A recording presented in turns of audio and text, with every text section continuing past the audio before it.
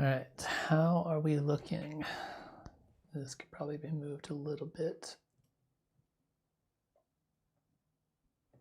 Looks a little better.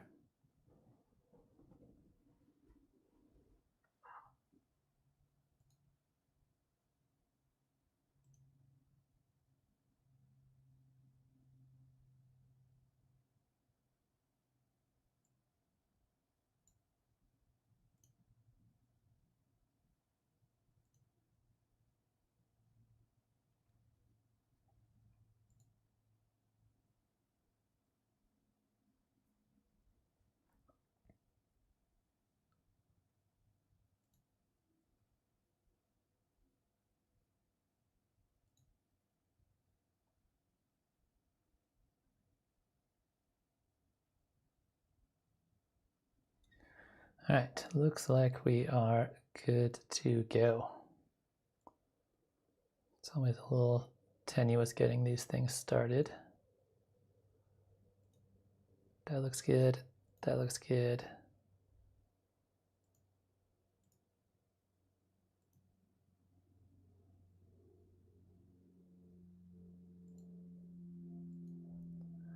How are we doing over here?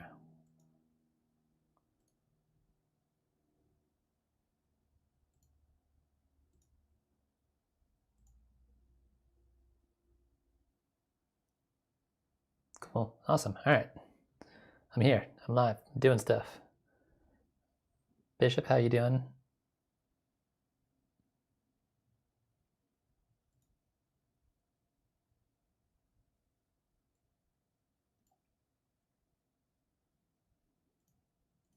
All right.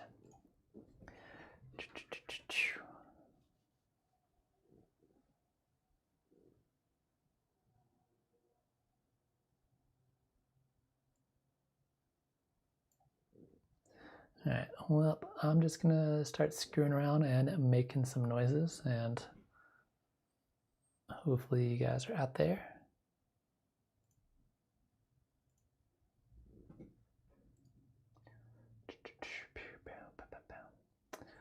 Let's do a little bit of operator.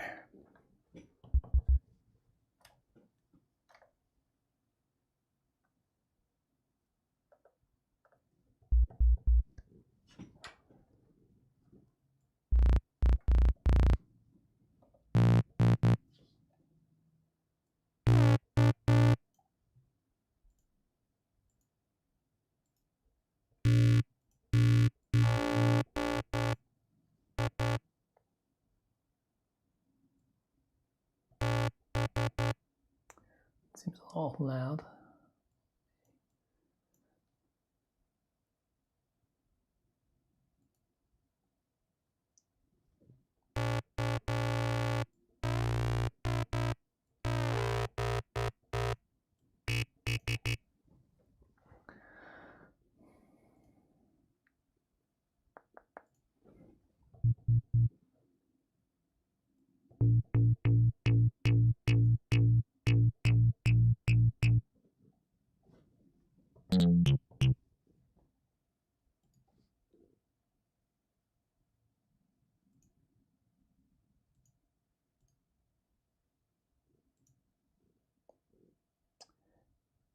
Hey, Bishop, are you still there? Can you hear and see me? I'm sure you can see me because I can see me.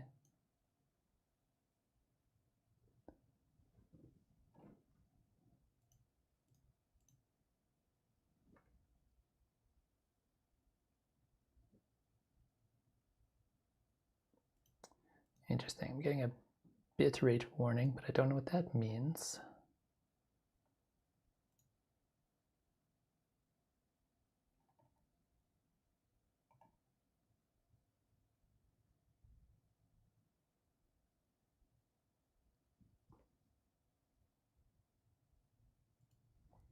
Let me see if I can tweak that.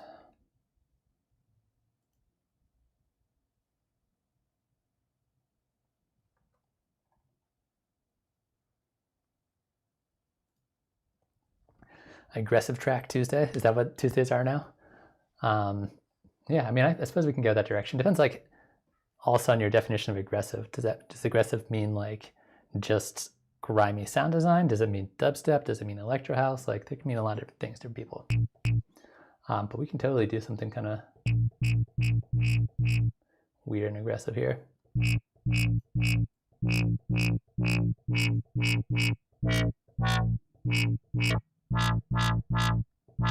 That might be a good place to get started. And let's toss a little pedal on that.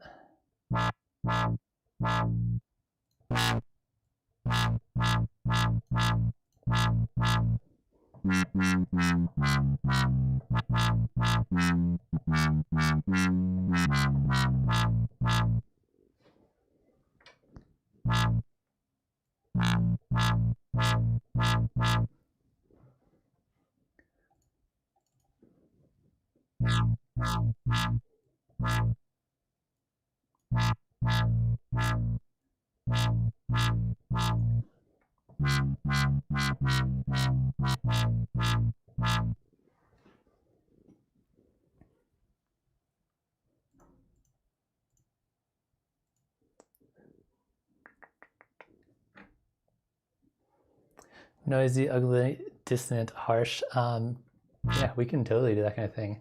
So I think we're going to go far that direction. A little bit more distortion could be helpful. So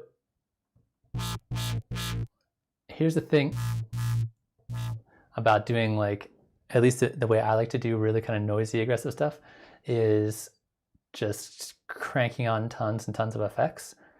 The issue that I found, and I'm not exactly sure how to fix this quite yet, is that if my CPU goes too crazy on live, my microphone cuts out going to the stream. And I don't know why it happens. I'm working on it, but I'm hesitant to push my CPU too hard during a stream right now, because then my mic dies and it's embarrassing and I've got to reset the stream real quick, and it's kind of a pain in the ass. So I might not make a whole track that's super heavy and aggressive, because it'll definitely hurt my CPU, but I'll definitely make a couple kind of weird sounds.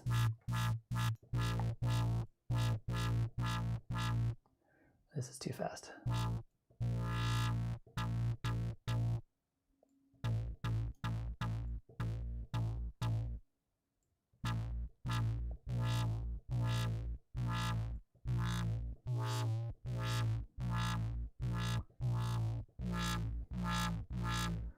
Like that, and erosion's really kind of the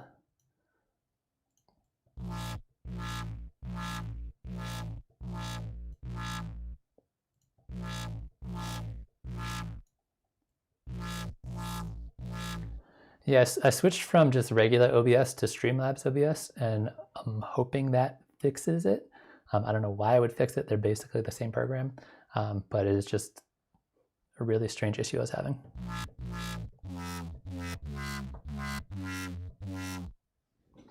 All right, I feel like instead of using the envelope, I need a little LFO to really make this do what I want.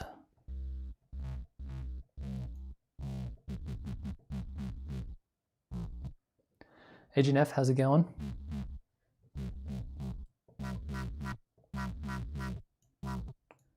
Let's sync this guy up.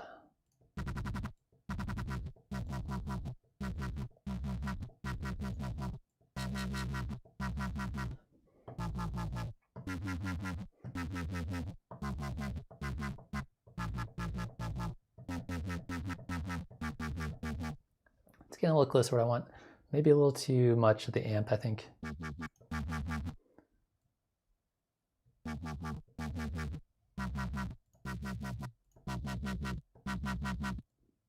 don't mind that. And either of you guys who are just kind of chilling here, I appreciate you guys showing up and hanging out. Feel free to toss any questions you may have, whether it's related to what I'm doing or not. Just toss it in the chat. It's too low.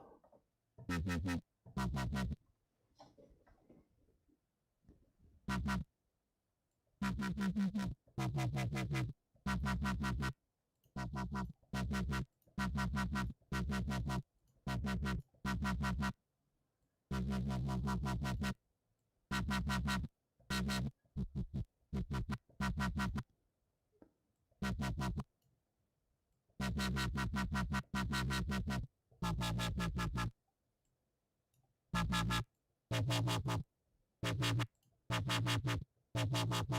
don't mind that. I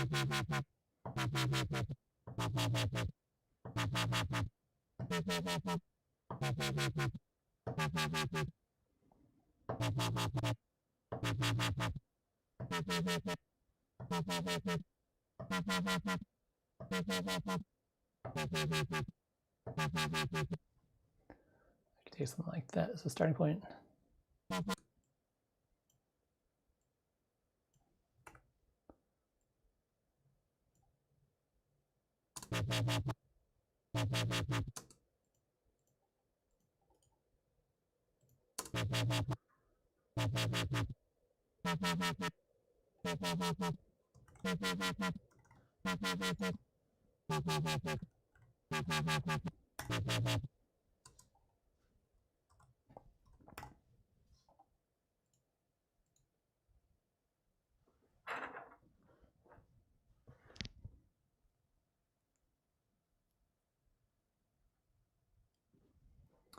So yes, so some of the Max for Live sequencers are actually much simpler than you think they are.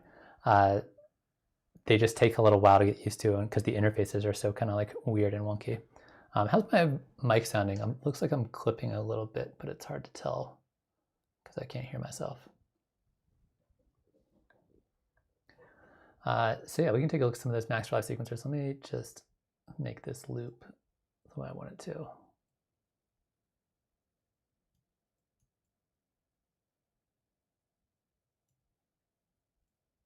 That should be there.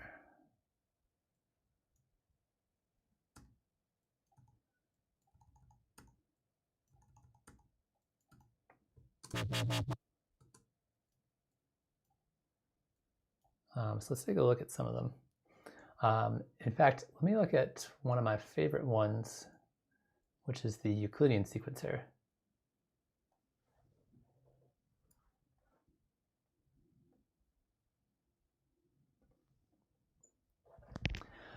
So Edgar's asking about strange issues with plugins. Doesn't reload the same settings after a save.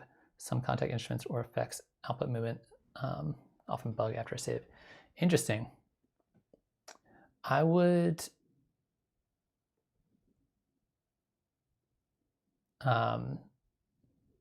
try a few experiments with things like contact and things inside of contact not saving. Try saving it inside of like an instrument rack first, and then save it and see if that helps it remember. Or try saving the preset inside of contact as like a contact preset, and then saving and then see if it causes the same issues. That might just be like a weird bug thing. I've had similar things happen to me where I thought things had saved and then the preset resets. So it's not unheard of, but I would try saving it in a few different ways and seeing if there's any way that kind of like works its way around that. If not, I would maybe try reinstalling Contact and see if that's an issue. Is it only Contact that's doing it, or is it other plugins too? All right, so this Euclidean sequencer is amazing. If you haven't played around with it, I think it's not one of the ones that comes with Live, or it's not in any of the packs. I forget where I found it. If you just Google Max for Live Euclidean sequencer, I think it's like $10, and it's one of my favorite sequencers that's out there. So if we have, for example,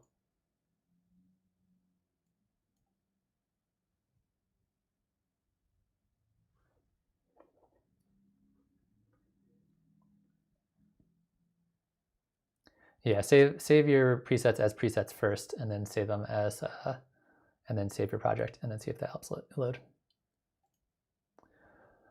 So the Euclidean sequencer here, I don't know if you guys, you can have this sequencer for the mere price of I think about $10. If you just Google, let me see if I can pull it up real quick. The website that I got it from.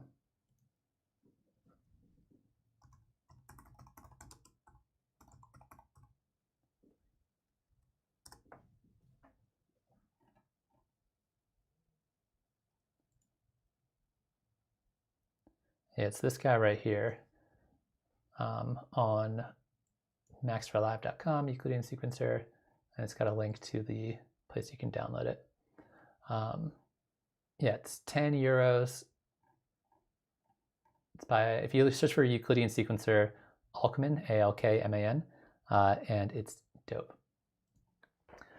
So if you haven't played with Euclidean sequencers, basically Euclidean sequencers are you basically take a number of steps. It doesn't look as crazy, but you can do a lot of crazy stuff with it. We'll look at some of the other ones too in a minute. You take a number of steps, and then you take a number of evenly divide events that happen in those steps. So there's 4 sequencers here. Each one has a different color. If we just use one right now, this is just going to a bunch of shakers. It's going to send the MIDI note that you set here, and there's a number of steps and a number of events. So right now, it's just going to play 1 shaker every 16 steps. Oops, let me stop that. So every time there's a dot, it's going to play that one. And if I add in more events, it's going to have evenly spaced notes. But if you have something like 3/16, they're not going to be exactly evenly spaced, but it tries to make them as evenly spaced as possible. Which is like kind of cool. But it gets more interesting if you have like weird number of steps. If you have like, I don't know, 7 steps and 3 events.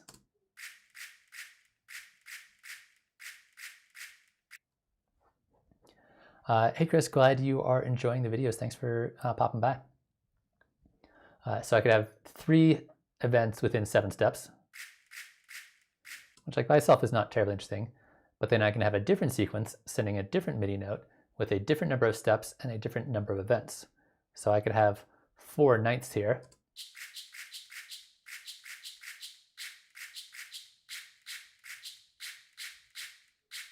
So all of a sudden you get these like really cool polyrhythmic sounds with very little effort. And then you can also rotate them. So the rotation will adjust the rotation of the spacing of these events. So if you like put together a couple of events like this,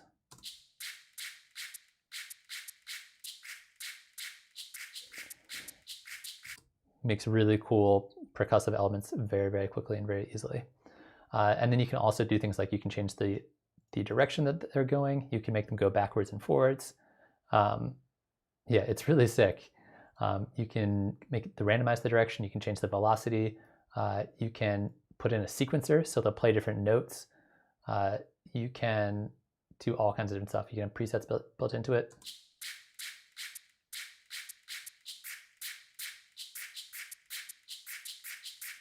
So if you're using a bunch of like percussive loops and you're feeling like kind of bored with your percussive loops, just take a bunch of cool percussive sounds, toss it in a rack, and then toss this guy with it, and you can do some really cool stuff.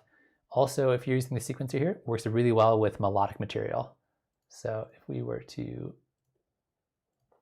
turn this off,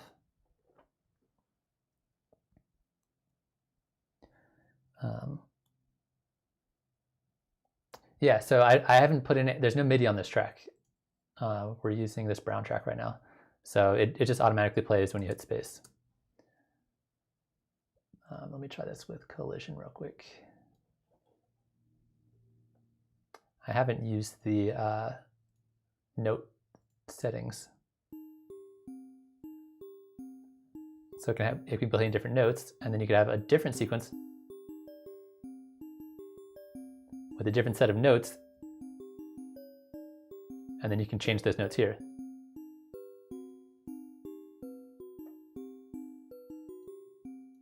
You can play a velocity.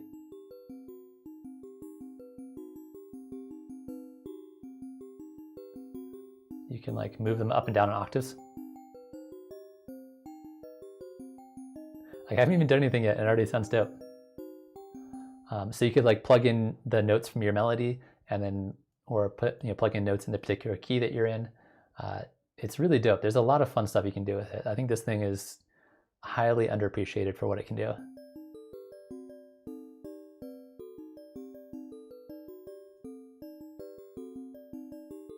It's out of key a little bit, but super dope. Works really well for percussion.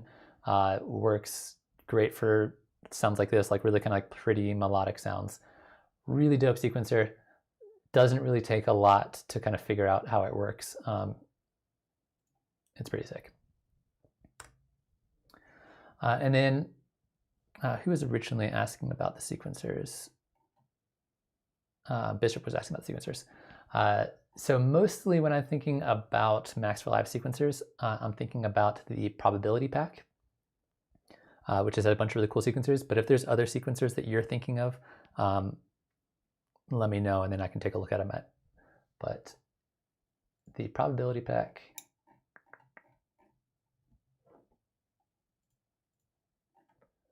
has got some really cool sequencers, and I always forget which one's which. So I apologize if I'm not like super up to date on them.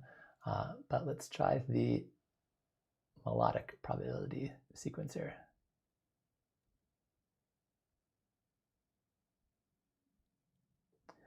Oh yeah, so this one,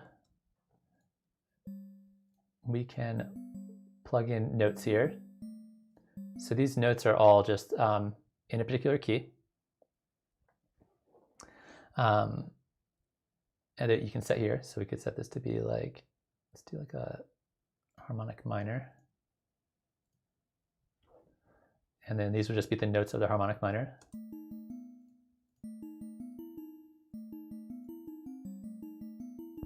And it's just going to play it. We can play with the octave here, so we can have different notes be in different octaves.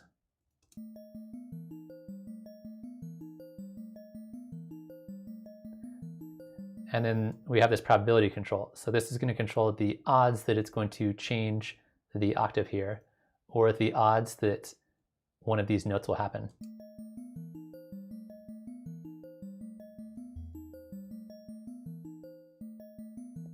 We can change the probability that that pitch will happen.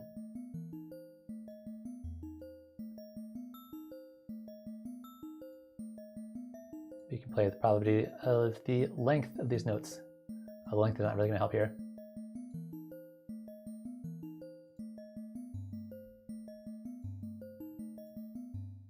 And these are all on a per note basis, so you can like, oops. So you can like put together these like sequences that are mostly the same and mostly repeating, but they are not always going to be exactly the same.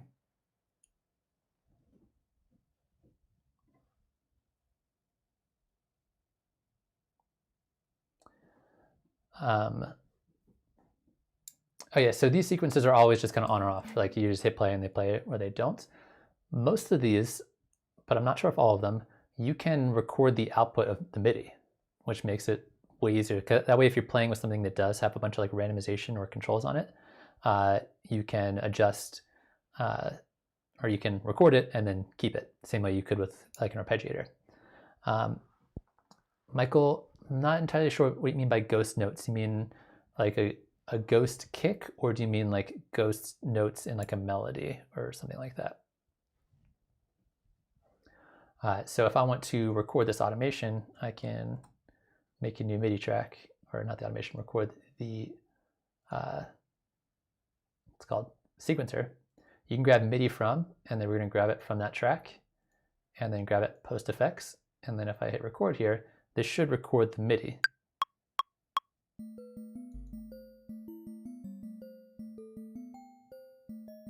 So that way, as it's doing its kind of like random probability thing, you can just let it loop, and then you find like the one or two versions you like, and then you can loop them. So we can take that, and then we can just take the instrument that we have here, put it on the track, the recorded version track, and then we can pick like maybe like bars 5 through 7, and then just loop that.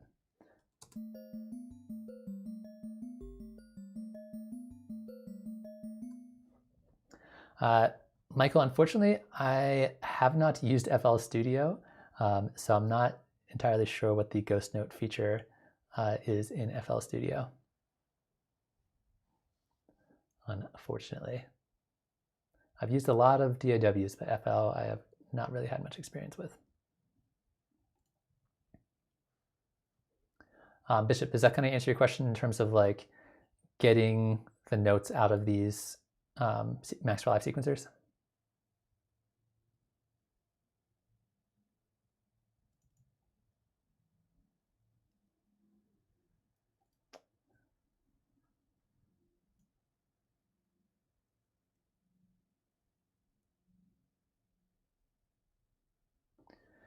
We're going to add a random probability to a delay, random pitch shift echoes, and a random rhyme.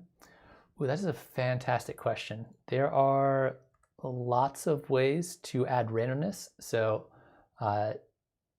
if you wanted to, off the top of my head, the easiest way I can think of to do that would be use something like the LFO device. So say you're just using the regular old delay. Actually, there's a couple ways I can think of it. So if you had something like the delay and you wanted it to be like a random either pitch shift or probability, you could do something like use the LFO Max for Live device.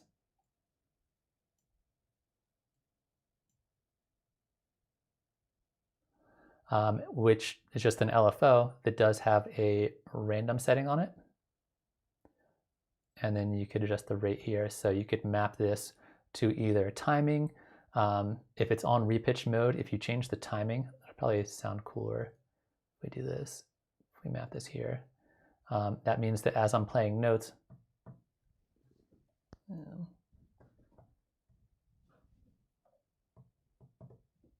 why is that not working?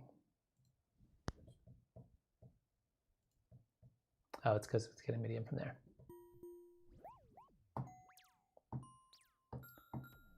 So in this case, it's like jumping the timing around all over the place, which is probably a lot. So let's adjust the amount so it doesn't go quite as far and a slightly slower rate.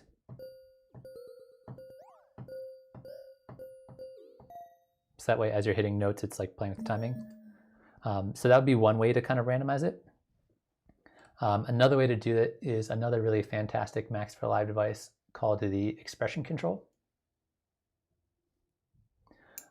This has a random input on it. So basically, every time you play a MIDI note, this expression control is going to take these incoming MIDI messages, things like velocity, mod wheel, pitch bend, aftertouch, randomize, and allow you to map them anywhere you want. So you could map the random to something like the delay time. And that way, every single time I hit a MIDI note, it's going to have a different delay time here. So those are two ways off the top of my head, I think, for like randomizing delays, although there's probably plenty more than that. Edgar, let me know if that answers your question.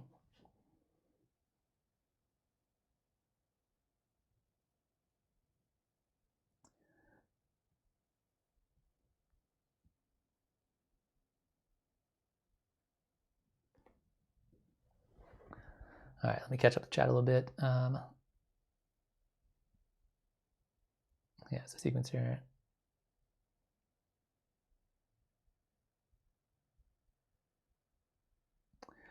Which Max for Live resonator? Is that one of the ones in the Inspired by Nature pack that you're talking about, Bishop?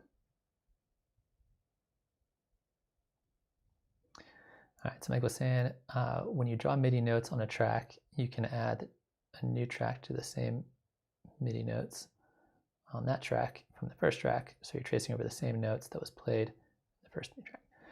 So there's no way to, if you are writing MIDI on one track, you can send that MIDI to another track, or you can do multi-clip editing. So there's two ways I can think of, neither of which are exactly what you're looking for, but both might be useful. So so if you are writing MIDI here on this purple track, and then I want to send this MIDI to the brown track, you can, here where it says MIDI from, so hit the IO for the inputs and outputs, and here it says MIDI from, you can grab MIDI from any other MIDI track. So I would grab it from the collision track, and now when I hit play, these notes are going over here, and then that would trigger whatever would be over here. So if I put like an instrument in there, put like a wavetable,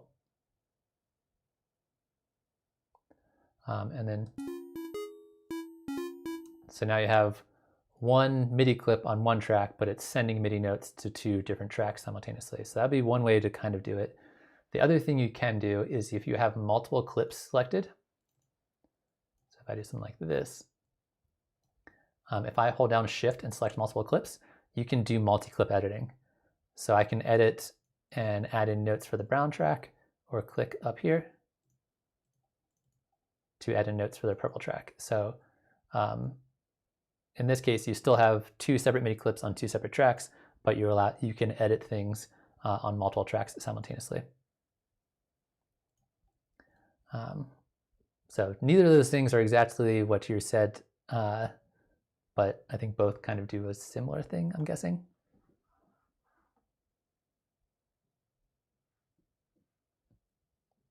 I think he was asking how to do the thing that FL does in Ableton.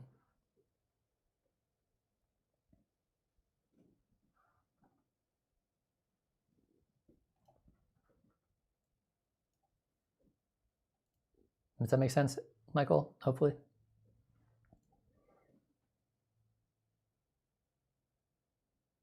Yeah, multi-clip editing was one of the big new features when Live 10 came out.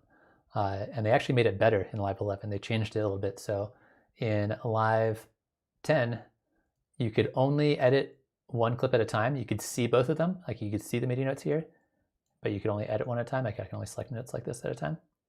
And then if you turn focus off, then you can edit both at the same time, and like you can move them both around at the same time, which is pretty sick. Oh yeah, I mean, it's just, you just select multiple tracks at the same time, and then you're good to go, and you can see all of that MIDI at the same time. I think up to 7 tracks simultaneously, and it works the same for both session view and for arranger view.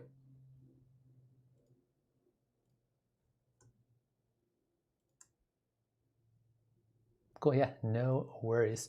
Yeah, and then like I said, the one thing you need to watch out for is focus button on, you do one at a time, focus button off, and you can do both at the same time.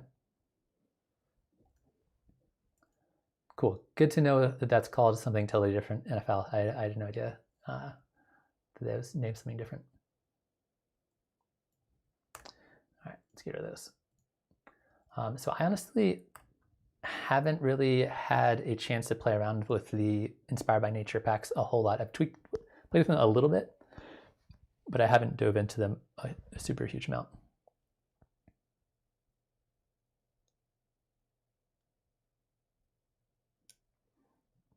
Yeah, I was really excited when they came out with multi-clip editing. I was like, oh man, I'm gonna use this feature all the time.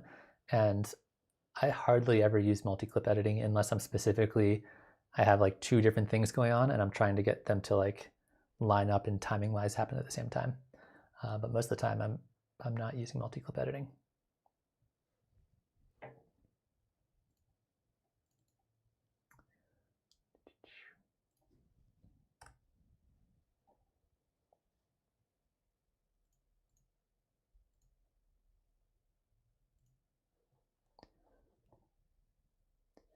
Any other FL features that you want to know about, whether they exist in Live or not?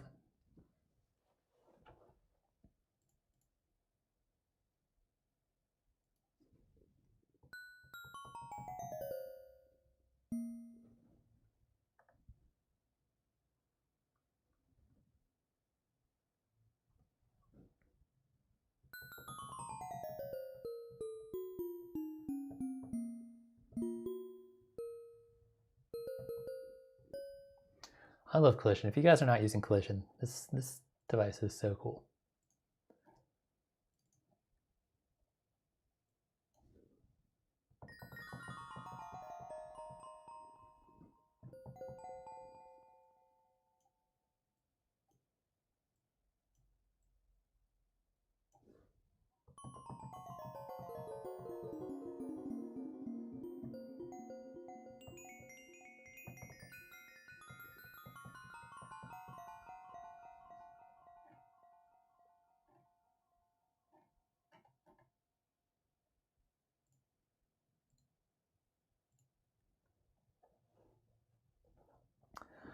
What I've been listening to recently, a lot of different stuff, really. I've been listening to a lot of Japanese heavy metal. One of my favorite bands of all time is a band called Boris, and they just make really cool, interesting heavy metal music.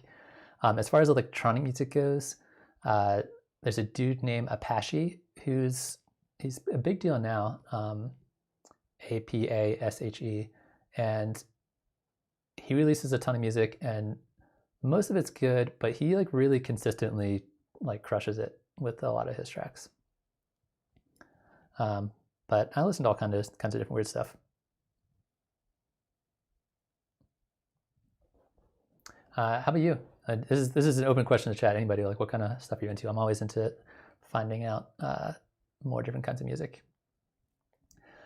Devices for lo-fi sound. Yeah, Boris is such an amazing band. Feedbacker, I think, is one of my favorite albums of all time. Hey, Anton, how's it going? So devices for lo-fi sounds. Collision could be a really good one. I think that a lot of times when I think lo-fi, I think any kind of instrumental sound. So use a piano device or use a violin or something like that. And it's a lot about like subtly degrading it with effects. So the vinyl distortion one is a good place to get started. I talked about this in a previous stream, but this will add like a nice kind of subtle amount of distortion. I've never tried this with Collision, but I think this will work pretty well. It adds like that little tiny bit of crispness to it.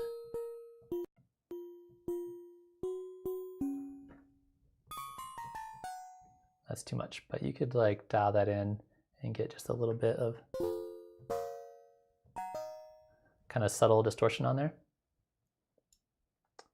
Oh, my computer did a thing. Hopefully it's still working.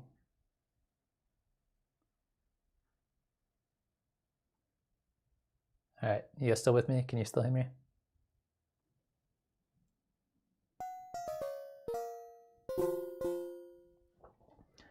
So adding like little bits of kind of like imperfections with something like vinyl distortion can be really cool. And then chorus can work really well as well for creating this kind of like out of tune sound.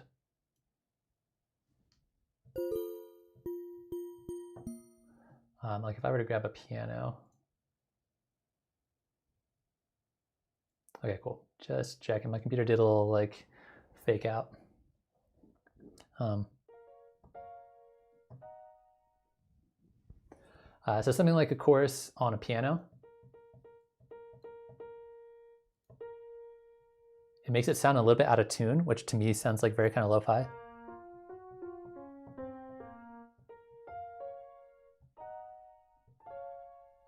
So something like that with like a little bit of distortion to kind of like tweak it up a little bit. Either the tube, not the tube, dynamic tube is what I'm looking for.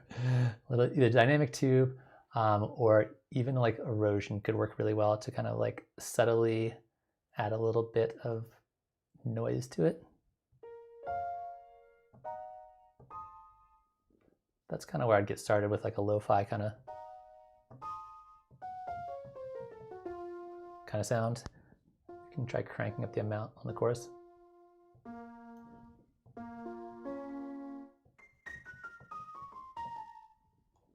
And these three on almost anything, any like really clear sound with like these three effects and maybe like a little bit of reverb and maybe a tiny bit of delay, I think will definitely kind of automatically start moving you in that kind of lo-fi direction. Like if I turn that up, turn that down.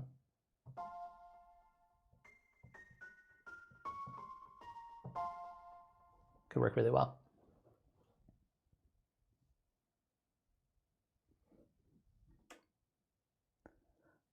Yeah, Boris is good springtime music. I can totally see that.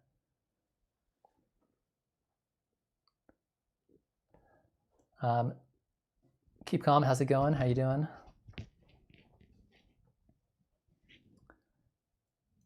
Let's keep playing with this lo-fi kind of thing.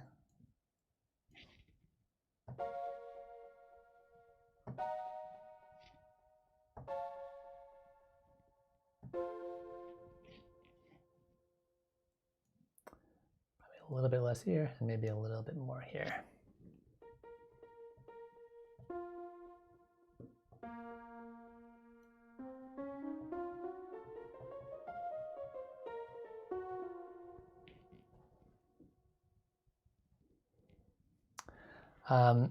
Edgar, somebody was just asking about lo-fi sound, and this is kind of kind of spooky. Could be used for kind of spooky sounds. It also really depends on your definition of spooky too. But I think spooky, a lot of reverbs, a lot of delays, a lot of out of tune sounds. Pitch envelopes can be like playing with pitch over time. All definitely help kind of add into like a spooky kind of thing. But if you have something more specific than that, let me know. Tips for using Corpus. I love using Corpus on things like percussion. In fact, I made a video on the channel about it. From like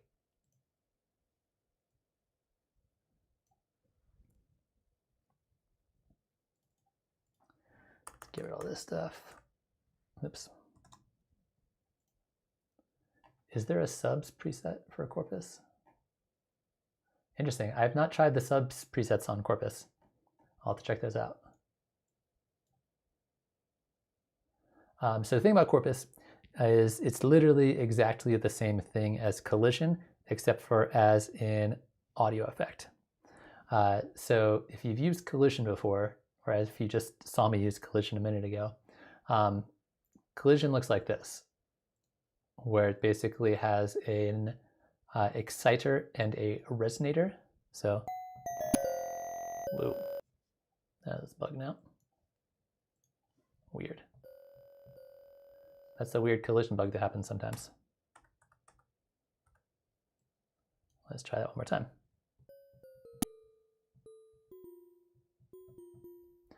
So collision is basically you're using MIDI to trigger a resonator, whereas with Corpus, you're using any sound that you want to trigger a resonator. So if you run a sound through it, in this case the shaker is then triggering the resonator. You have all the same resonator settings in here with a dry wet.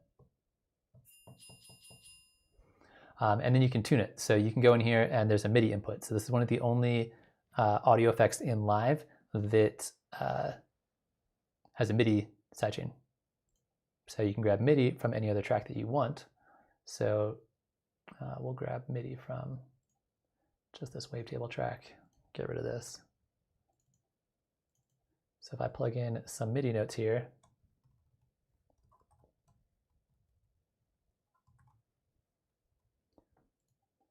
and then now as I play notes on my shaker, I have to hit the pitch button, the frequency button to make this work.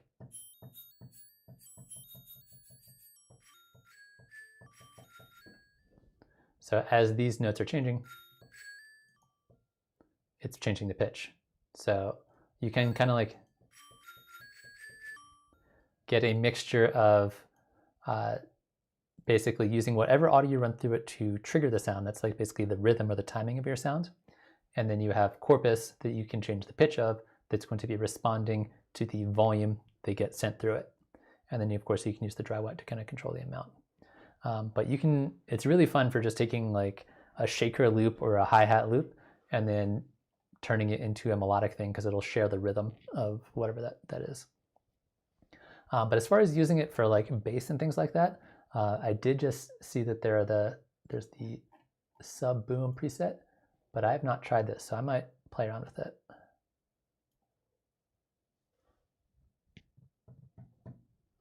What is the sub boom? How does this work? What happens if I run a wavetable through it?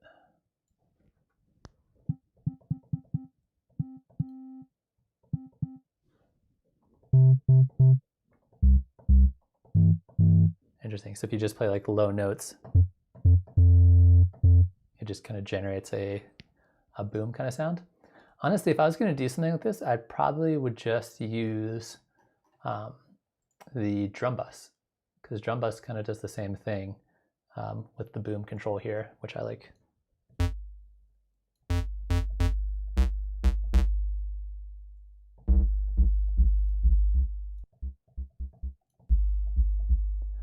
So something like that. I think to me it's easier to use than trying to figure out how to make a cool sub boom with Corpus. But like I said, I just learned about this preset, so I'll have to try it out sometime and let you know if it works for me.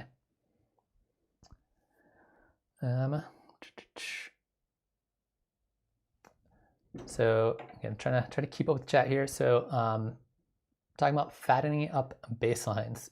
There are a lot of different options you can use, and it depends a lot on kind of what you're going for. What kind of bass line? Do you want like a 808 style bass line that has a lot of kind of like long decay, or do you want something that's like long bass notes, or you want more like a dubsteppy, growly kind of bass? Depends what you're going for. For the most part, my general answer to that is the saturator. If you were going for like big beefy sounds and you want it just to sound a little thicker and a little better, saturator works almost all the time. In fact, I feel ashamed about how much I use saturator. So just a real quick brief on saturator. It's a harmonic distortion. So if we were to grab like a spectrum analyzer,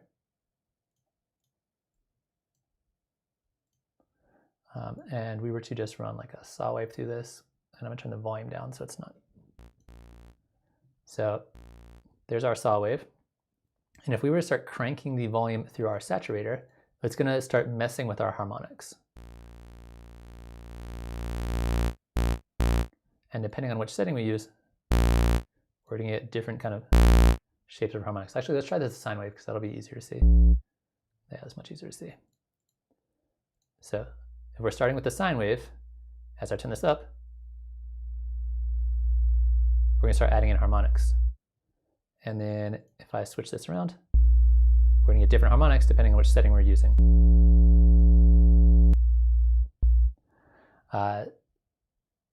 Yeah, saturator is just like, oh, I need something to sound bigger. Saturator is the answer. So if you're running it, a bass line through or something like that. So if I have like a kind of like plucky bass line,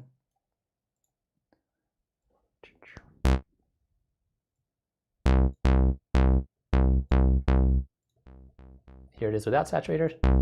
Here it is with saturator. So there's really only 3 things you need to know about when it comes to saturator, in my opinion. There's the drive, which is going to control more volume going into the saturator, which means it's going to, number 1, be louder, and number 2, you're going to get more saturation on it. Generally, I keep this around 3 to 4, maybe 8 or 9 if I'm really pushing it, but it depends on the volume of the signal coming in as well. So usually about here is all you need, but if you want to push harder than that, go ahead and try it. I'm going to keep it really high just for the purposes of this example, but it's up to you. The second thing you need to know about is the saturation type. These are all different kinds of harmonic distortion. In my opinion, soft sine, cyanide fold, and medium curve are my go-tos, like 90% of the time. Soft sine and cyanide fold are almost identical in my opinion. They're maybe subtly different, but sonically they sound almost exactly the same. So if I'm going to go for like some like nice, present, but not too over the top saturation, those are my go-tos. If I want it to sound a little bit more beefy, medium curve is really solid. If I want to go like really over the top with it and make it like really grimy, hard curve is the answer. Generally, if I'm going to be using hard curve, I will crank the dry wet down pretty low because it tends to be a little bit too distorted if it's all the way up. So I'll definitely play around with the dry wet if I'm using hard curve. But soft sine, cyanide fold, medium curve, and sometimes hard curve are my go-tos. Analog clip doesn't really do that much, even if you crank it, in my opinion, so I tend not to use that. Digital clip is a little bit too kind of digital distortion, and that's not really what I'm going for here. And then wave shaper is kind of interesting because if you select a wave shaper, you can hit this little triangle guy here, and it gives you 6 more controls, and you can start messing around with this and custom tweaking your distortion.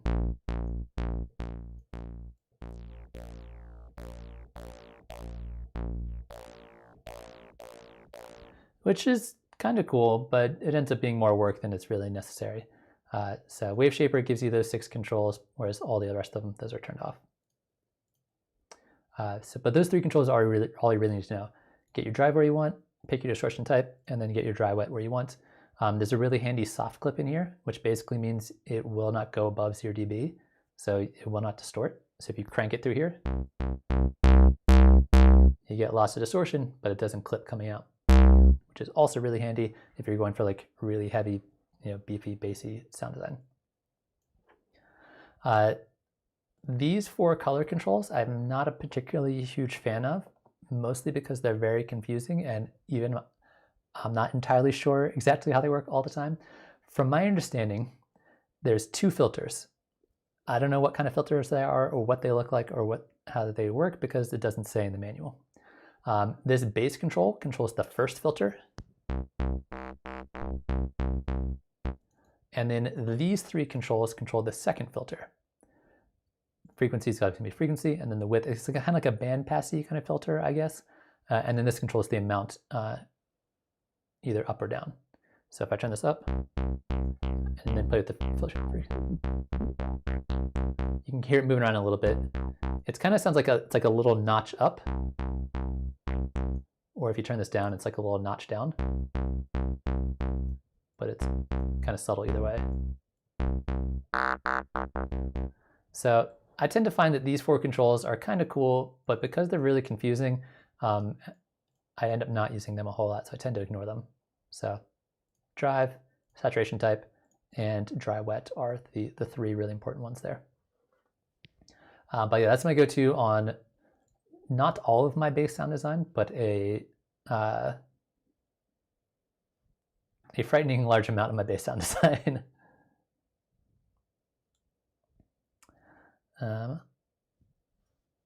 Interesting. Yeah, I've just found like these controls are so weird to me.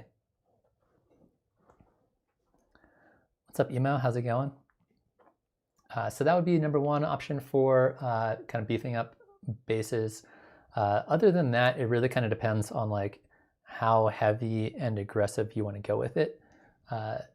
Distortion depends if you want to like go with like really clean, then not distortion. But if you want to go for like a more kind of like really heavy in-your-face bass, just go nuts with distortion, and it tends to work pretty well. Another kind of like real quick and easy thing you can do to beef up your basses that a lot of people forget about is that most filters in Live have these different analog modelings built into them. So these are basically modeled after different pieces of analog hardware. And then if you pick one of them, you get a drive control right here. So if you crank up the drive, it means more volume going into your filter, which is going to help beef it up a little bit. So it's not necessarily a hidden part of these filters, but that's another kind of sneaky way if I'm looking to kind of beef up a lot of my bass lines, make them sound a little bit louder just by playing around with that.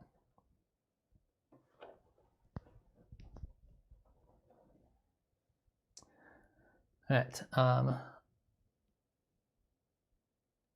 Bishop, I do not know. Oh, no tricks, point never. I will definitely check them out though. Crank, I have not played around with Zwobot max value devices for visuals, but I will also check into that at some point. I'm going to write all this stuff down.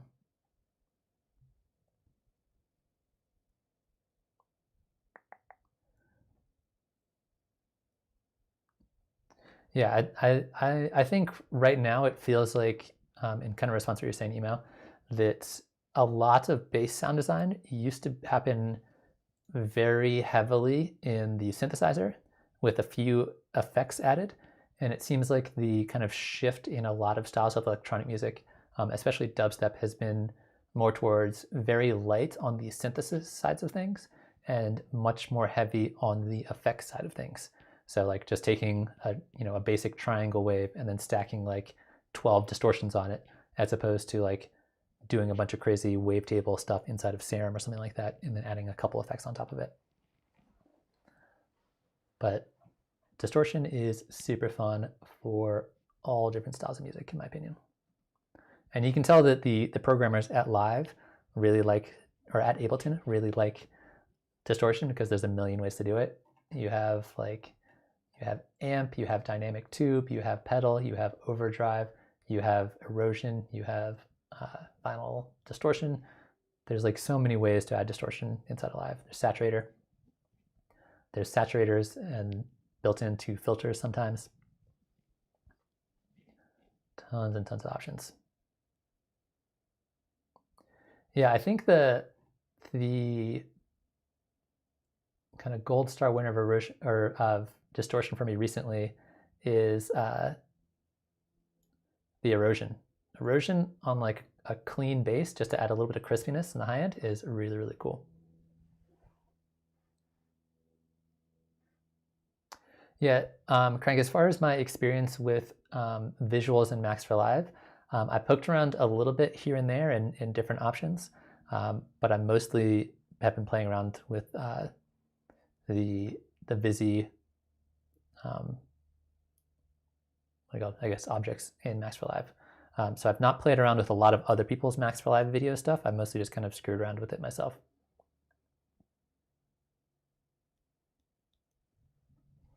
Although I did order a hardware visual synthesizer that I'm very excited about getting, but it's like 2 months late, so I've been waiting for a long time for that.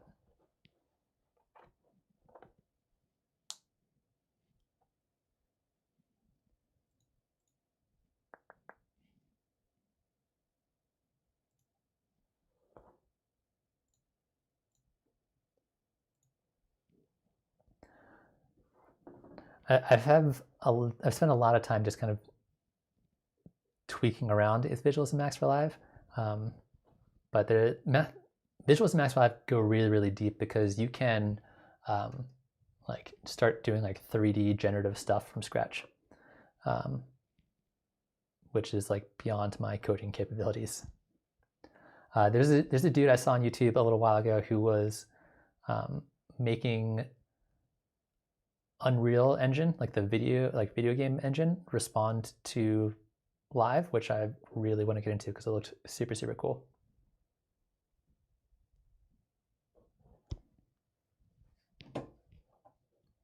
I think learning and knowing how to do visual stuff is going to be really handy going forward in the future because so much of the electronic music world, especially like the live performance side of the electronic music world, is visual based. It's not just music anymore. It's like a whole audio visual experience, and the industry is just moving in that direction more and more over the years.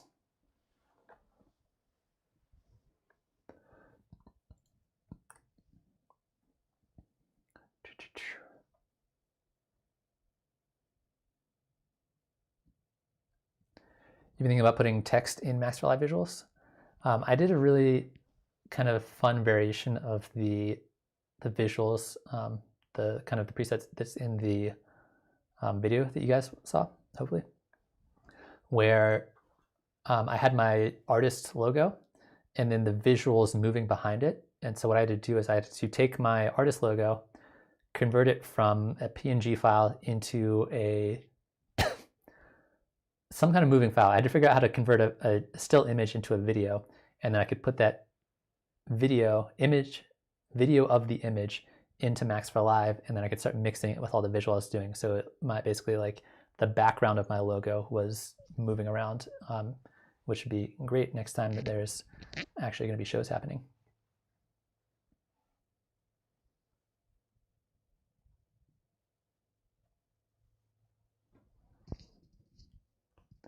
Yeah. I heard somewhere that who was it? One of those IDM guys, Autechre or Autechre, depending on who you're talking to and how you pronounce it, that before they would play a show, they would do a PowerPoint presentation explaining how complicated their live setup was, so people could actually appreciate all the things that are happening. But yeah, if you haven't really explored it yet in Max for Live, let's grab a Max audio effect.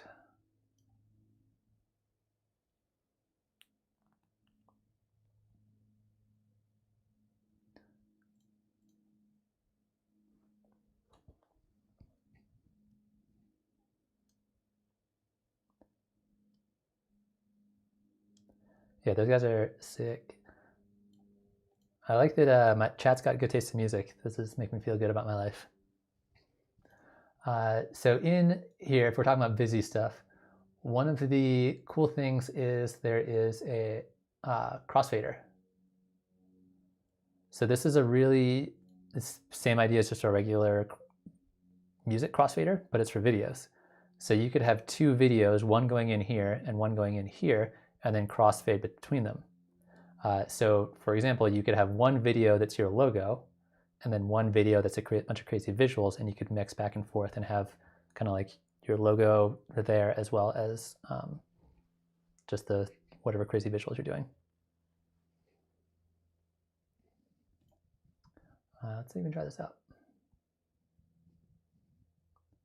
So if we have an input of an AV player, and we have another AV player,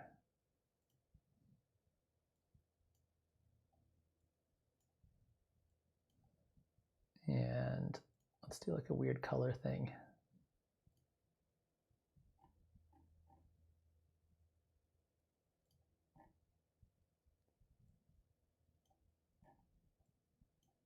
And an output.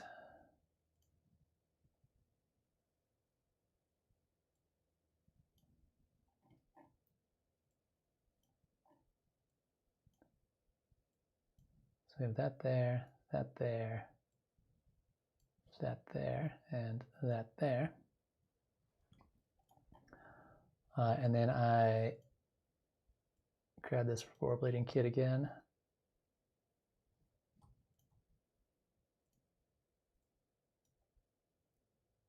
Did that work? Is this playing?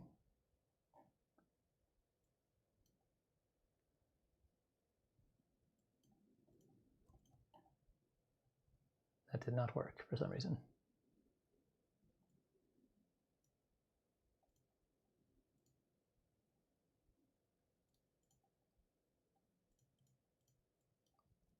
Interesting. Well, hopefully you get the idea here that, I don't know why these videos aren't playing, but you can have multiple videos going in, so you could like mix and match and do like different variations on videos and then just crossfade back and forth between them and then add all your effects afterwards.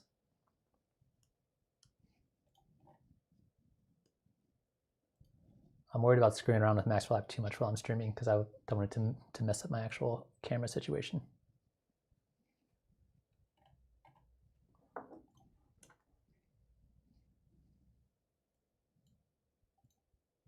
I might need to update Max, that might be why.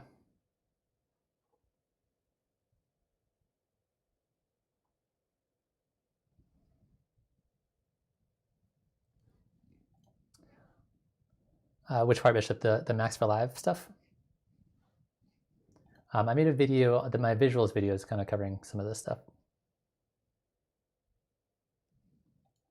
Yeah, you can also do things like, I don't know, when I made the video on the visual stuff, I would kind of just showed some of the basics, but there's lots and lots of other objects in here that do really cool things that I don't even think you need me to explain them. You just need to know that they exist in here. So if you're having fun with this kind of stuff, explore these folders a bit more, because like I said, I have not even had a chance to play with all of them. And if you want to come up with like a really cool, robust, visual generation machine, you can totally do that. And there's lots of variations you can take besides what I did in the video.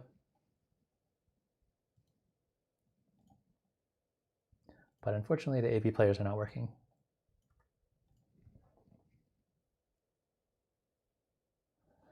Edgar, unfortunately, as far as I know, I don't know if you can, I don't think you can export the videos. What I did for mine is I used the screen capture software, so I was just using OBS. And so I just hit the full screen button here. So when I was playing it, I just recorded it directly into my screen capture software that was also recording the audio from live. And unfortunately, it wasn't 4K, although maybe if you could set up your settings to be 4K. But that was my workaround for doing this, because this is all kind of live and responding to what's happening in real time. Then there's not a way to just like straight up export it from live. I wish there was, but screen capture software I think is the best way around it.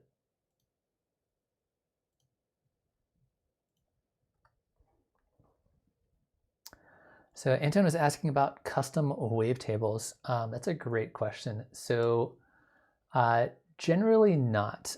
However, I can show you guys my favorite way to make wavetables, because for me, a lot of music production is about like time invested versus what you get out of it, right? I think especially if you got a day job and you only have X number of hours in the day to make music, you want to make sure that that time actually means something, and you don't waste a bunch of time screwing around and doing stuff. So to me, generating wavetables is one of those things where like I can spend a bunch of time doing it, and then what I get out of it is only marginally better, if any better at all, than the pre-made wavetables that already exist. However, there's some cool things you can do that don't require a lot of time. And this I generally only really do with Serum. If I am going to be doing wavetables in like Wavetable, for example, I don't really use the custom wavetable feature there because, again, it doesn't really seem like it's worth my time. So if you're building your own wavetable here, let me make sure this recording enabled. So for those of you guys who don't know, if you want to make your own wavetables from scratch, you can click on this little pencil icon in Serum, and it takes you to the wavetable editor, where you can go in here and you can start like drawing in different shapes to create a waveform, and you can like move it around. You can play with your grid size here. And let's just do, so say this is my waveform. And again, so there's my first waveform. Then over here, I can hit this plus button and make another waveform. And this waveform is going to be something hopefully totally different, although sometimes it can be hard to make it like totally different. So let's play around with this.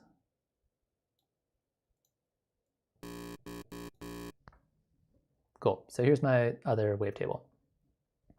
So I got wave number 1 and wave number 2. There's only 2 of them. And so if I go back in here, if I move my wavetable position, it's either one or the other. However, if I go back in here and I hold down Shift and I select both of these guys and I go into morph, I can either have them crossfade from one into another, which is just kind of like a volume change, or I can have them spectrally morph from one to the other. So if I click on this while they're both highlighted, it creates 256 waveforms, every waveform in between waveform number 1 and waveform number 2. So which means when I go back in here, as I move this around, we can see we're starting at one waveform,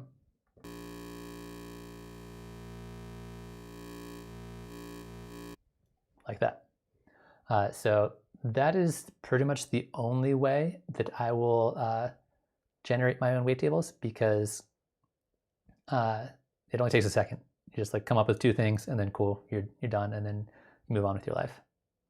If you want to get like a little bit more involved, or you can get a lot more involved with it, but if you want to get just a little bit more involved with it, we could do something like adding, let's actually, I might have to redo this just because it's easier for me. So we'll start with something like that, make one here, this one,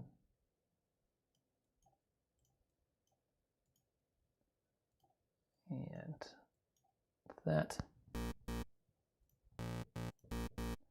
And I'll make another one. And so you could make like, instead of just 2 of them, you can make a handful of them. And I wish there was an easier way to increase your resolution here. I'm trying to be as random as possible, but I keep on doing the same thing over and over again. So there's that one, and then we'll do one more.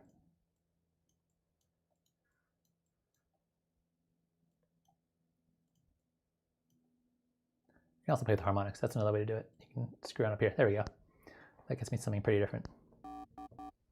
So now if I shift select all 4 of these, and I do the same thing, I spectrally morph them, instead of just being one to the other, if we go in here, we can see there's like 4 waveforms in here, and now as I scroll between them,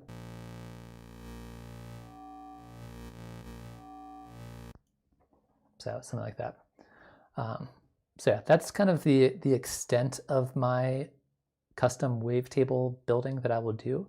Although you can like, there's all kinds of like cool weird features in here. You can like do a bunch of weird stuff to it. You can process them. You can like play with harmonics. you can do like additive synthesis here, basically. And then once you kind of come up with one you like, you can actually export it as a file, and then you could send it to somebody else and they could use it inside of their serum.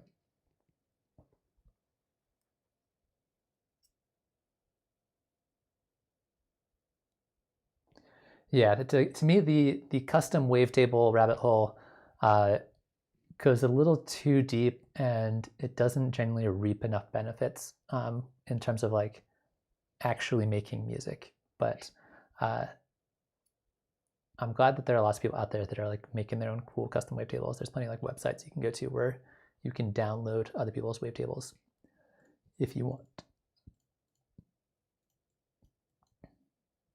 But yeah,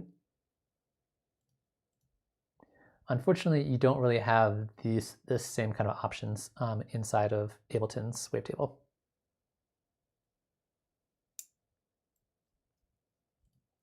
Yeah, because in wavetable, you're kind of limited to just the user setting here, where you can like drag and drop in an audio file and it'll make a wavetable out of it, which to me is not quite as fun, although you can do some cool stuff with it. Yeah, if you're like super nerdy and into mathematics, you can get in here and like put in formulas, which are kind of cool. And it'll actually show you the formula down here.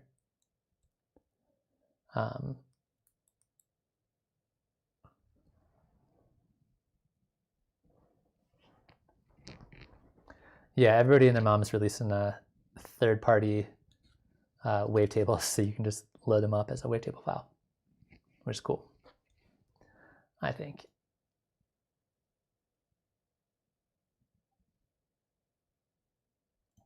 I have a former coworker who was getting his PhD in physics, and like he loved this part of Serum because he could just like type in a formula for the waveform he wanted because he already knew what the formula was.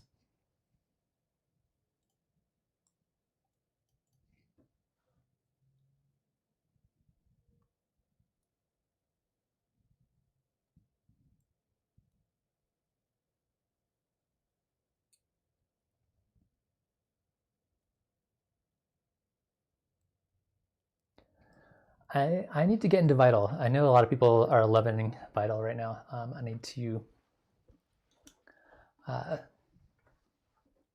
export some more. I downloaded it a while ago, but I never really got super into it.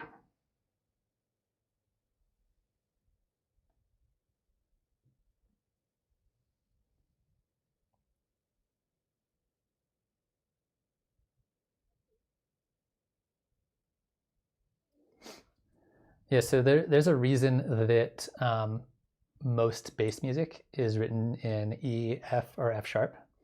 And I think it's kind of interesting. It has to do with the speaker technology that we have and how low club speakers can go.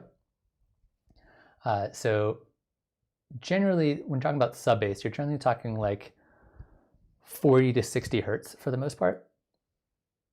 And let me pull up like a sine wave.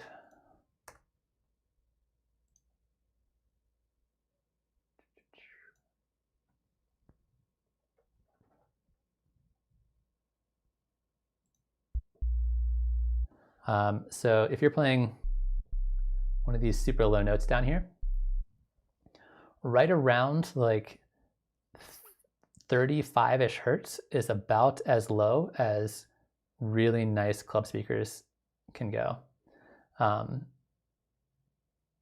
So if you are making music, if you go any lower than that, if you go below like 35 hertz,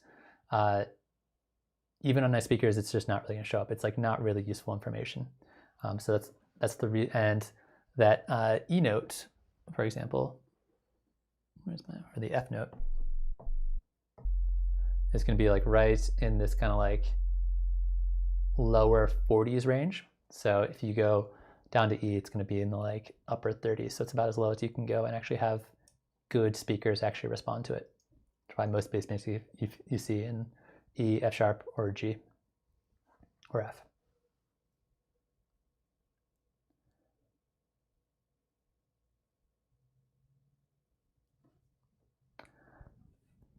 Nice. I didn't know that they had an updated pigments that just came out. I'll have to check that out.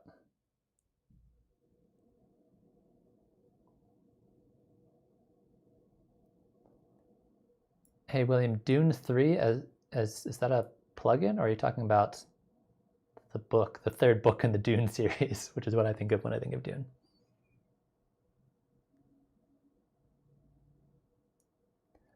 I think we're really kind of like spoiled for options when it comes to synthesizers these days.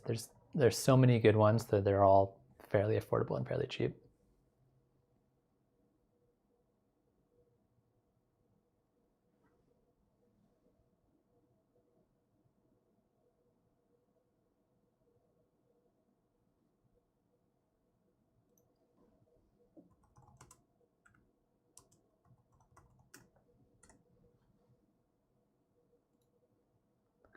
Let me check out this Dune 3 thing.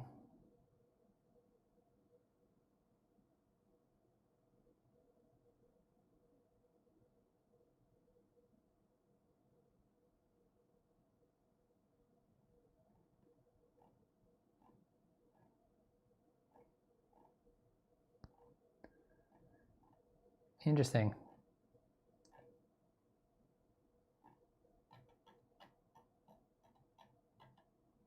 Is Dune free? Oh no, it doesn't. It's not free. The demo is free.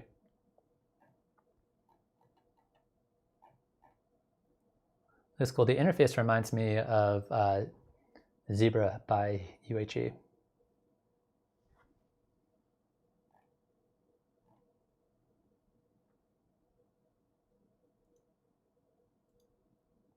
So many plugins and so little time. I used to be one of those people who would go out and like buy every plugin that I could get my hands on, and the last couple of years I have not invested a lot of money in plugins. I've been using primarily just the built-in live devices.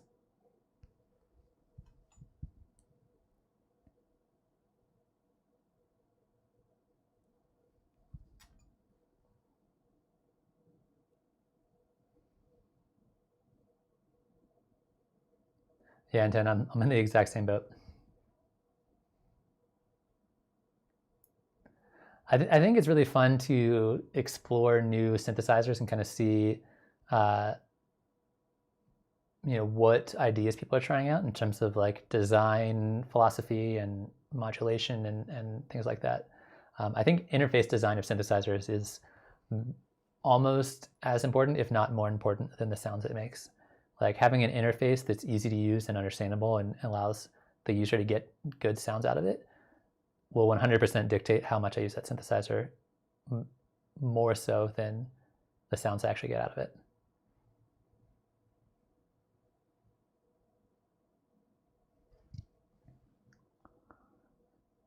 Rain.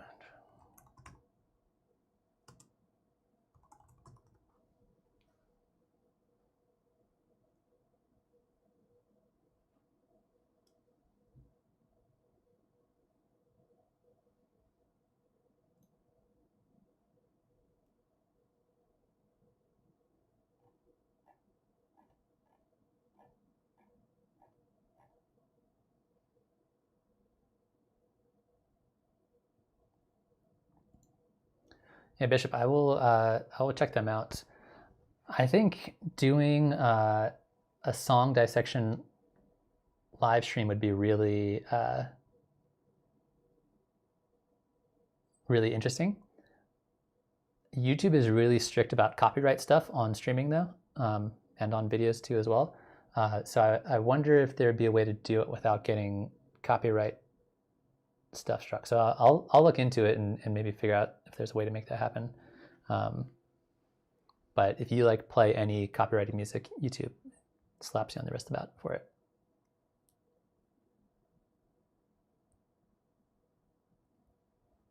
Because I think going through other people's music and kind of like dissecting it and learning from other people is probably one of the best ways to become a better producer, is to like really kind of critically, analytically listen to what's going on, and then learn from it and then use those ideas in your own music.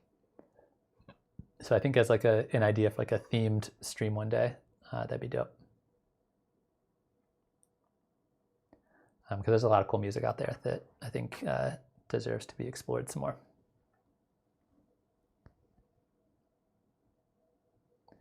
I'm gonna need to get a like artist recommendation, I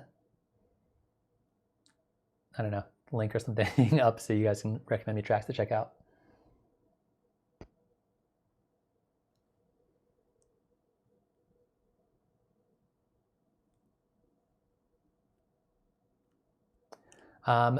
So I'm my channel's not monetized, but I still get notifications for copyright stuff, and most of the time it's not a big deal, but it I think that at some point it might be. I'm not really sure. There's been no consequences yet, except for the last stream can't be viewed in North Korea or Syria for some reason.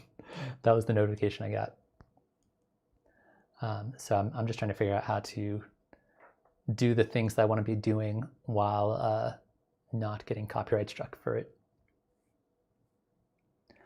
Which kind of actually reminds me, if I were to make a Discord channel, would you guys be interested in something like that as a way to do things like have song recommendations or song feedback things, or sample pack challenges and things like that?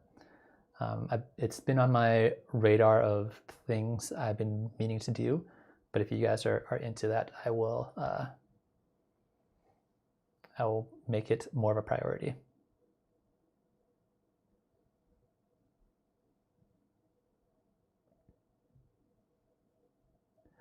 Yeah, I thought it was funny that like there's like 3 or 4 countries that the stream is blocked in, and they were all countries that I don't imagine I have a lot of viewers from. William, so right now I'm mostly doing private lessons, like one-on-one kind of Zoom lessons through the website, the Catalyst Academy website. I have some courses up there, but none are running right now. But if there's an interest, I will definitely run them again. But all my courses are, everything I teach right now is based in Live 11.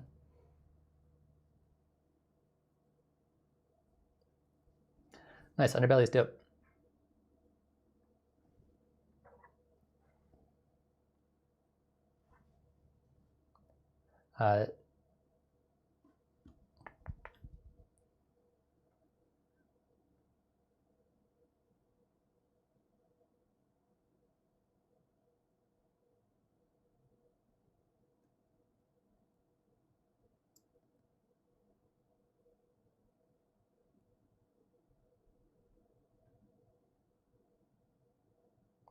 Yeah, we can definitely go over 808 bass lines.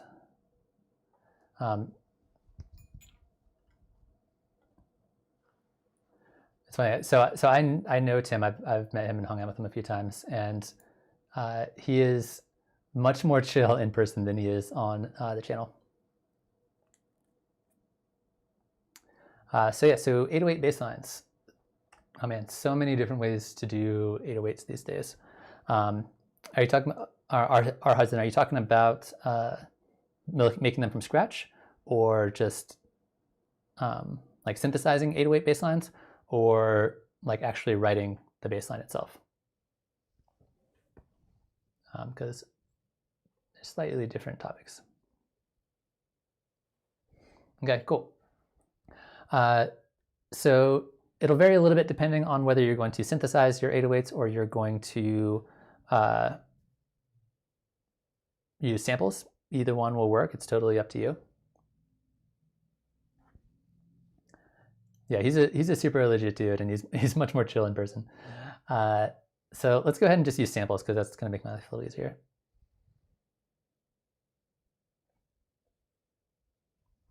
So I'll show you a couple of things that I've been doing to kind of help. Sorry, I feel like it's really hard to like pay attention to chat and think at the same time. So when it comes to making 808s, generally, if you're doing like a trappy 808 kind of bass line, you're kicks and your sub are going to be simultaneously, right? As opposed to other styles of bass music where your kicks and your sub are going to either be opposite or just have different rhythmic elements. So I'm going to assume in this case that we're going to have our kicks and our subs be kind of simultaneous, and then we're going to use that to kind of like create a bass 808 bass line. So to do this, let's go ahead and I'm going to have one kind of punchy sample, and that's going to be my impact, like one more kind of like straight up kick drum, and then I'm going to have another sample that's going to be my 808 sample. So something like this might be a good kick.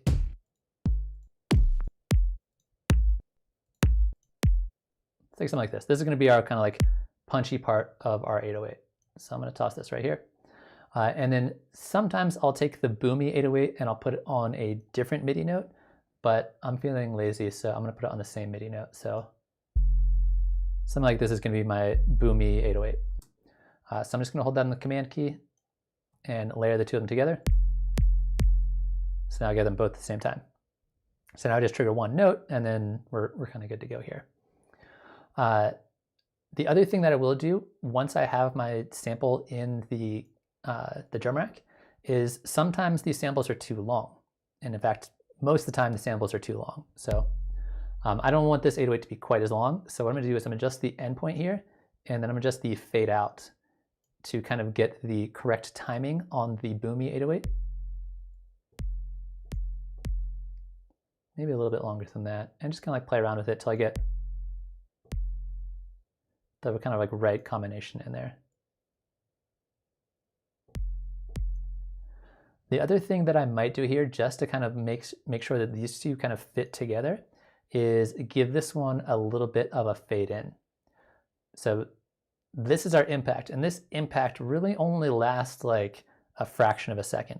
But we want to make sure that this is the center of attention when it happens, and then this is going to like come in a little bit later. Now you could sidechain this. You could put a compressor here and sidechain this to this if you want to, but again, I'm feeling lazy, so I'm going to just give it a couple milliseconds of a fade in. Nothing too much, but just enough so that this has time to shine before this one fades in. So in this case, it's like, I don't know, 50 milliseconds. And now we're just creating a little bit more space for the punchy part of the kick to fit in. So that's how I'm going to go about kind of like creating and building the kind of like kick plus 808. And then from here, I'm just going to like plug in the rhythm of whatever I want. So we're already at 80 BPM. So we can just do something like this.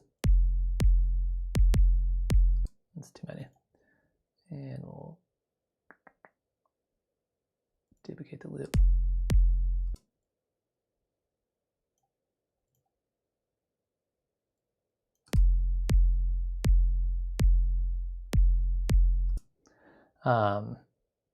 And we'll do one more here. So the other thing we might want to do is make the pitch change, right? So we generally, it depends on how trappy you want to go with it. If you want your 808 to just be the root note of your song, that's totally fine. Or if you want it to follow your bass line, that's also totally fine. Or sometimes you want just to accentuate certain notes and have them pitch up and down. So there's a couple ways to do this. It really kind of is up to you. Method number one would be to automate the pitch of just the boom.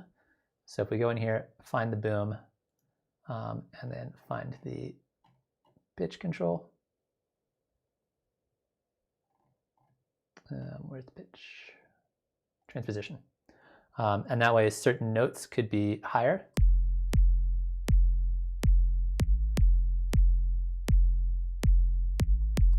So you can change the pitch up or you can change the pitch down. So different notes could be at different pitches. It's up to you. Or another method you could do for this is have multiple different pitched 808s. So I'm going to basically take this and option drag it. So option dragging or alt dragging, I think if you're on PC, is the same thing as copying and pasting. So now we have two of the exact same kick. And on this one, I'm going to leave the pitch of this where it's at. And then this one is going to be a different pitch. So maybe this one will be transposed up, I don't know, 3 semitones. So now if I play this note, it's the low one. This one's the high one.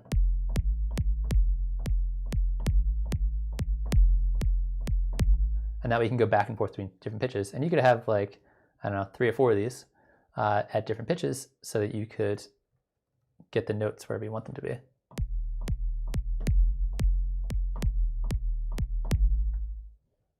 Like that. If you're going to be using this method, there's a chance that if you play one kick and then you play another kick, the tail of one of them will ride into the tail of the next one, which sounds kind of bad. If I play one and the next, you get 2 bass notes at the same time, which is not what you want. So here's a really cool trick. I should probably make a video about this because this is really handy. If you have multiple sounds within a drum rack and essentially you want them to be monophonic, you want to play one at a time. If you hit this button right here and then hit this button right here. So first you have to hit the chain button. And then once you hit the chain button, this button shows up right here, your inputs and outputs. And then there's a choke control right here. And there are 16 different choke groups inside a drum rack. Basically, the way this works is if there are multiple sounds inside of the same choke group, if they're all in choke group 1, for example, if you play one sound and then you play another sound, it will mute the first sound. So they're essentially now monophonic. So if you did have really long bass notes and you wanted to be able to still kind of like jam out and play your bass pattern, but not have the notes go over top of each other, you could put them all in the same choke group and then you could play them at different pitches. And this is a really fun way to do it because it allows you to really kind of like jam out and like figure out like which notes you want to play at any given time. And it's pretty easy to do. And that way you can have your kind of big boomy 808 change pitch and not always sound exactly the same. But I think this way is more fun than automating the pitch, but automating the pitch is probably a little faster and a little easier to do. Does that make sense? The third option, in case you needed another option,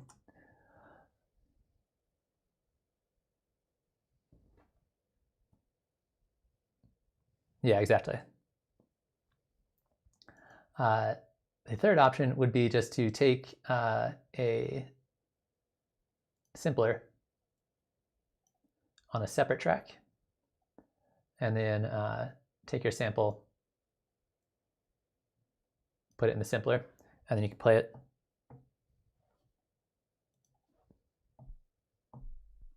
Put it in one-shot mode.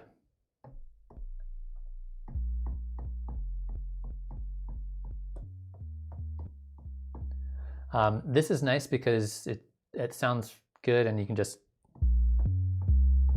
play different pitches. The one thing that you do need to be aware of if you are not super used to using simpler is the root note on simpler is C3. So this kick drum has a pitch. That's its original pitch. So when you play the MIDI note C3, that's going to be the original pitch of that sample. The sample might not be a C note. It probably is like an E note or an F note or something like that, most likely. So that means you have to watch out that the notes on your MIDI controller are not going to be the same notes that are being output, if that makes sense. And it's all starting from C3.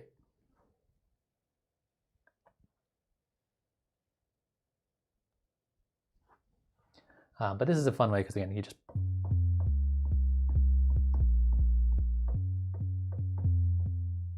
play whatever notes you want. And then you just have your separate track with your drum rack, with your kick, and then just do your kick things as a separate thing. So those are 3 different ways to approach making an 808 bass line, but it all kind of starting with a good sounding sample that has the right length and the right kind of tone quality to it. Make sure it's in the right key, and then kind of lining up with the kick, or in some cases not lining up with the kick, depending on what you're going for.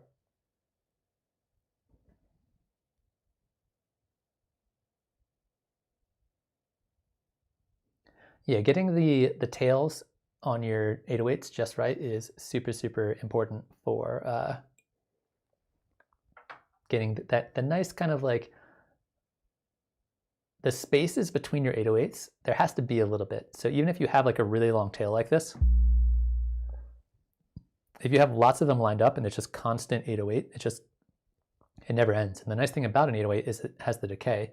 And so the volume goes down and then back up, which helps kind of like punctuate it. So each time you hit it, it sounds like a new thing as opposed to just one really long extended bass note. So getting the timing on your decay of your 808s is pretty important, in my opinion, to making sure that they actually like hits right. But yeah, other than that, just don't really overthink it. Just treat it like you would same like just any other kind of bass line.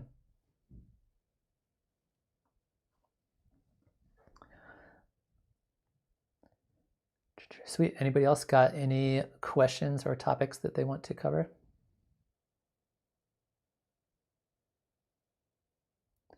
So Emo, you're talking about the envelope box number in the sample box. Yeah, the Wii box at the transient read or slice drop down. Are you talking about in here?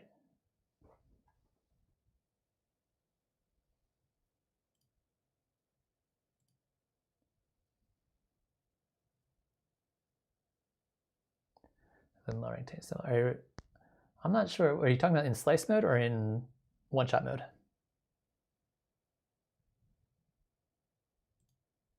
Or classic mode?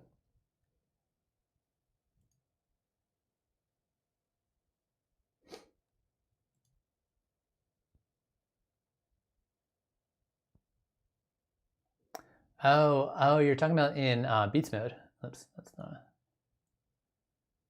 an audio tricky. So you're talking about in here, the envelope. Yeah, this is a good way to do it. For sure, if you just have it as part of an audio clip. You just put it on one-shot mode. Yeah, I don't do, like, almost all the time when I'm doing drums, I'm always using MIDI. It just makes my life so much easier. But yeah, this is a dope way to do it too, for kind of playing around with it. Unfortunately, you don't get to see it though. I guess that forces you to kind of use your ears, which is, I think also kind of has its benefits. But this can totally work. I use this more for like rhythmic chopping of things. If I want like just putting it on like 30-second notes to rhythmically chop it.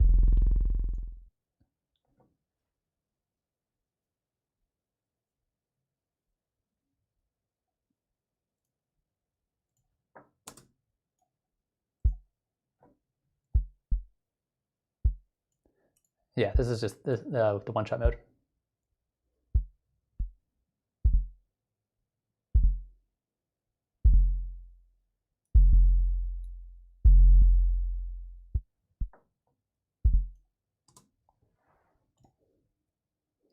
Yeah, that's a really legit way to do it. I mean, you could also, if you wanted to, do like a clip gain and just do something like this, and that would accomplish something kind of similar and allow you to kind of customize exactly how you want it to, if you wanted to like have it curve out.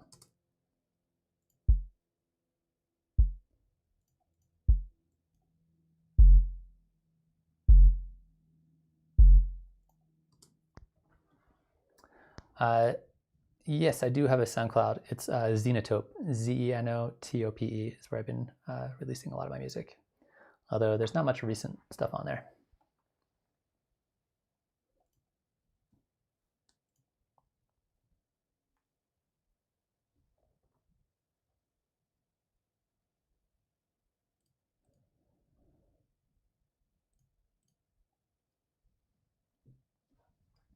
Sweet. Anybody else got any questions, topics they want to talk about?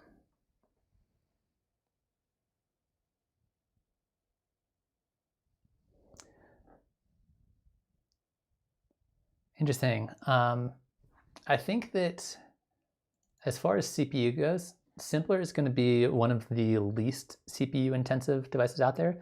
It's not going to be quite as unintensive as just an audio clip. But Simpler is pretty light on CPU as far as I'm aware. Much lighter than like a synthesizer or something like that.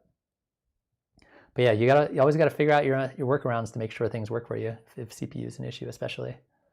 That's kind of what I'm dealing right now with streaming and trying to not overload my computer while I'm streaming.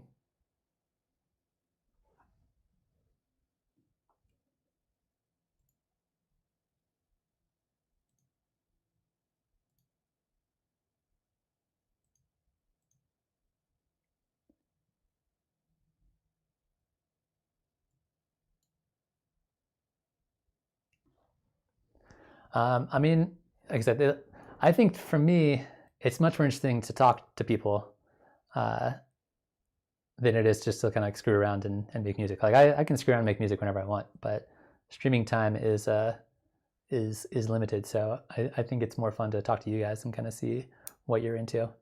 I got plenty of time to just screw around on my own time. And I know just like watching somebody else just screw around and do sound design is not always interesting. Sometimes it's interesting, sometimes it's fun, but I think it's probably more interesting for you guys to be able to kind of talk about whatever you want to. Black Box 2, I don't even know what that is.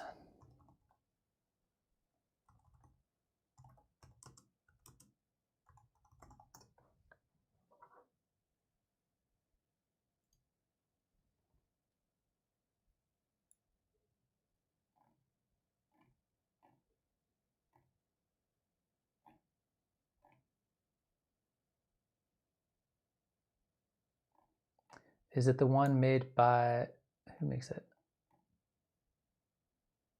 The Black Box Analog HG2? Are you talking about something else? That's cool.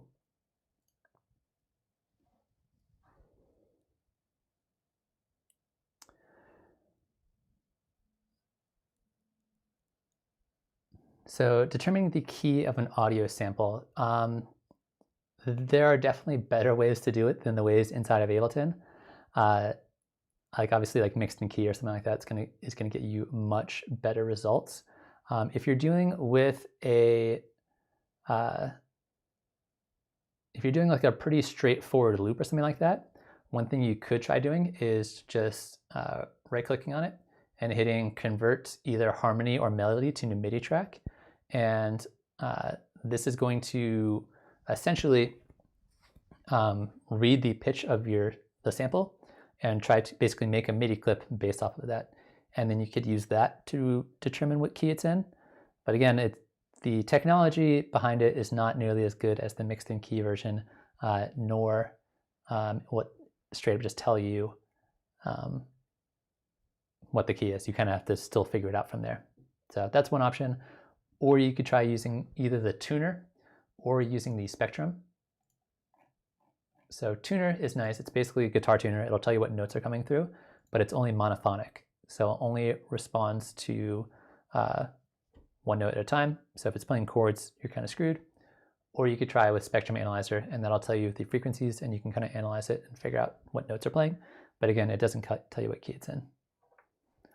So I think you're better off with a third-party option than any of the options in Live when it comes to determining the key of a clip.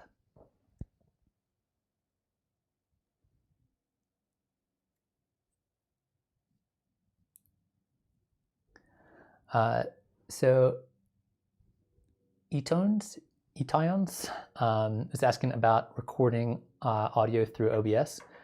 So I essentially, in my preferences, so I'm using a Mac, so it might be a little bit different on PC, and I'm sure there are other solutions that are similar to this, but I'm basically using a multi-output device.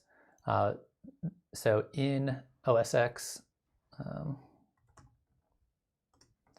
in your audio MIDI setup, you can make a multi-output device. So I have one going to my audio interface so I can actually hear it, and then the other output is going to Black Hole. So if you guys don't have Black Hole, you definitely should. Black Hole basically allows you to route audio inside your computer. If you ever use Soundflower, basically Soundflower is an application that used to do this, and then they stopped developing it, and then Black Hole is basically the new version of Soundflower, more or less. So it routes it to Black Hole, and then I have Black Hole going into OBS. So that was my solution for getting audio to both my headphones as well as to OBS, so you guys can hear what I'm doing as well. I'm pretty sure Black Hole will work with Windows, but I have not tried it on Windows yet myself. If not, there are probably there's a similar thing that will work for Windows, I'm sure. But that was my solution for getting streaming and everything to work, and it's been working great so far.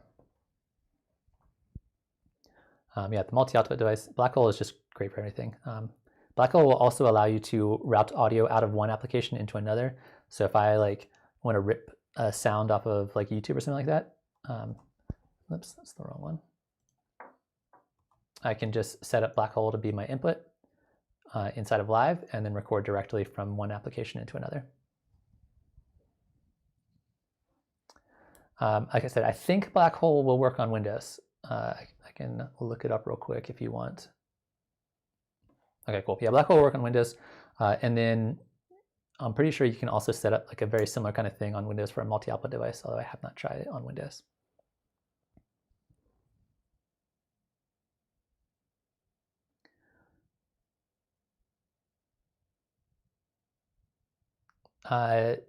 There's also another application called, I think it's also called Loopback, as well as Audio Hijack.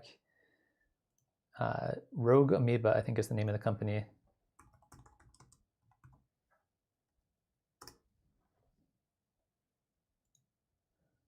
This is, looks like it's only for OS X. So if you guys haven't played around with it, so for more complicated setups, if I'm doing lots of different weird audio routing from one application to another, you can use either Audio Hijack, which is what I've been using for some of the streams, or Loopback, which is also a virtual way to send audio from one place to another. These are both really cool applications that are worth checking out.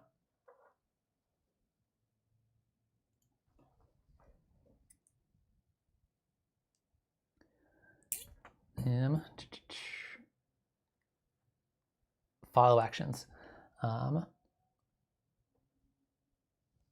Follow actions, yeah. So I have not used the new follow actions so much, but I think follow actions themselves are really cool and can do some really fun stuff with it. Again, anything that can do generative music, I'm into, just because I think that kind of stuff is really awesome. If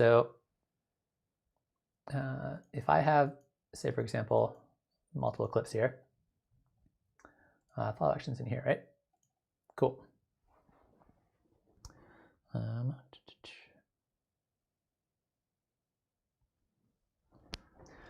All right, so for those of you guys who haven't seen, follow actions basically allow you to program clips to behave in certain ways after a certain amount of time. And they changed this a little bit in Live 11, so if you're using 10, it's the same basic idea, but it behaves a little bit differently now. Let's go ahead and get rid of these and just duplicate this. So if I turn on, first off, I hit this triangle here, it opens up the follow action area, turn on the follow action, and then these are the different follow actions that a clip can take. You can either do nothing, which is what it defaults to. You can either stop a clip after X amount of time. You can play the clip again, go to the previous clip, go to the next clip, go to the first clip, last clip, any clip, which is a random clip, other, which is a random clip besides itself, and this is a new one where it can jump to a specific clip. So if you have a certain clip and then you want another one to come right after it, you can basically pre-program it, so you only hit one button. This is really handy, like I said, in generative music, where you basically hit a button and then it'll just generate a bunch of stuff for you. I use this mostly in live performance situations, particularly because when you're on stage, you only have 10 fingers that you can do things with, right? So if I want to be doing things like launching clips, but also triggering effects, but also singing at the same time, I can only handle so much. So by letting the computer do a lot of the work for me, it makes my life a lot easier on stage, and that's why I think where these really shine. So for example, if I want this clip to play for 3 bars, and then I want to automatically play the next clip, you'd go in here, set this to go to the next clip after a certain amount of time. So it can either be linked, which is number of times it loops, which is really cool. This is a new one. Or unlinked, which is in bars, beats, and 16th notes. So if I set this to be 3 bars, if I hit play on this clip, It's going to play for the 3 bars, and then it's going to jump down to the next clip. And you can see it's blinking, and then it jumps to the next one. So you can, and then you can program to do different things. So if I have them all go to the next one, once it gets to the bottom one, it's going to go back to the top.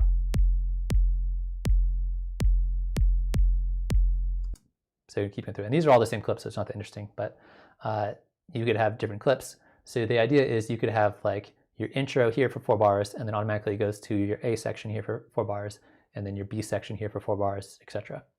Or you could randomize it, for example.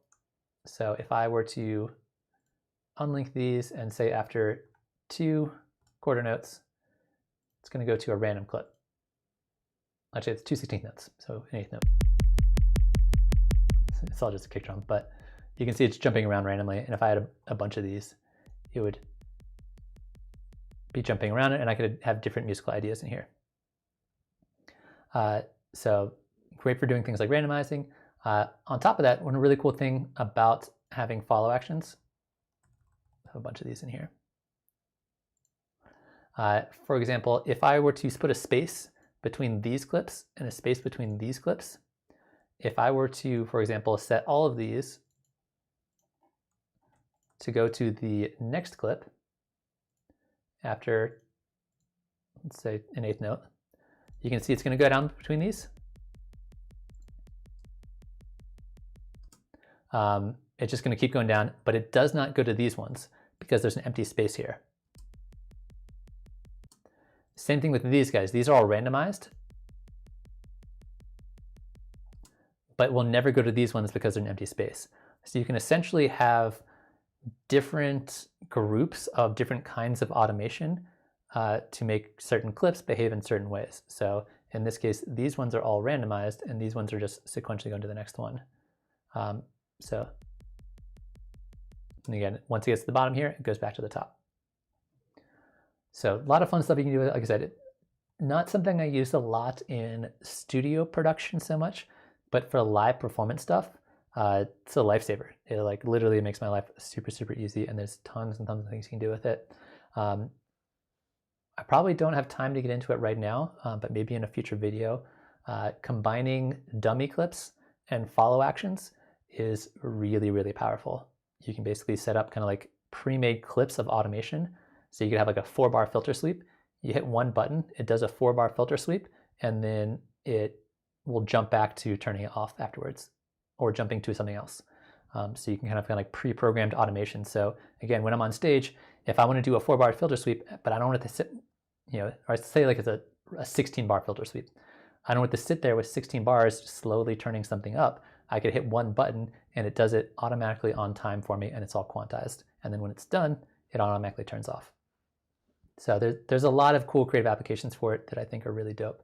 You can also have 2 follow actions, and then you can control the percentage chance between doing one versus the other. So if you want even more randomness, you could, let's do something like this. There's a 50% chance. Let's actually do it this way. There's a 50% chance this will go to the next clip, and a 50% chance it'll go to the first clip. So again, you can like mix and match and get really creative with it. The other thing that they added with follow actions in Live 11 is you can now do them on scenes. So previously you could only do them on clips, but if you go over to your scenes over here, I need to make sure that there's like a delay here. So hopefully, let's just do this. If you go in here on the scene, there are now scene follow actions. So every clip in this entire scene will follow whatever behavior you have here. So again, really useful if you're doing like a live setup where you have like a bunch of stem tracks with a bunch of loops on the session view. You can have them all go from like one scene to the next scene to the next scene simultaneously by hitting one button. So really cool options here. One of my favorite features in Live that I think doesn't get enough love, but I think is really, really cool.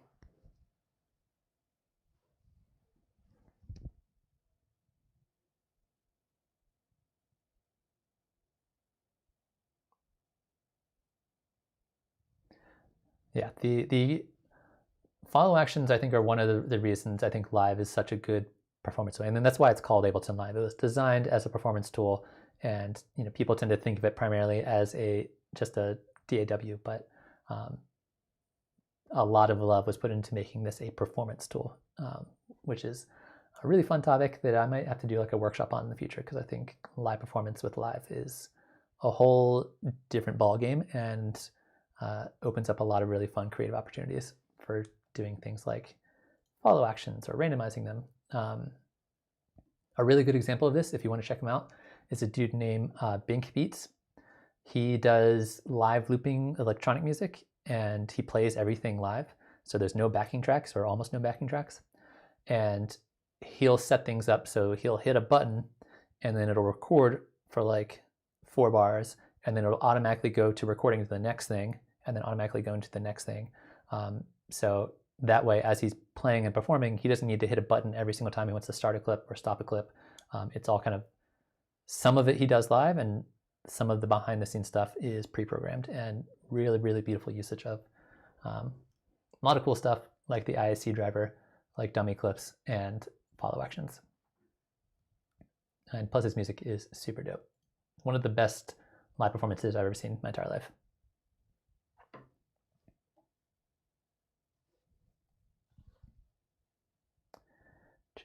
All right, when chat goes quiet, I always get worried that I'm like disconnected or something, but I think I'm still here. Does that kind of answer your question about follow actions? I feel like I went a little in depth with it, but I think that's good.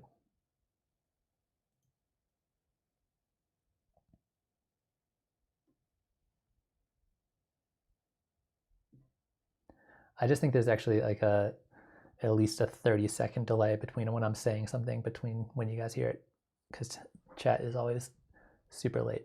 I'll have to see if I can figure out a way to reduce the timing here.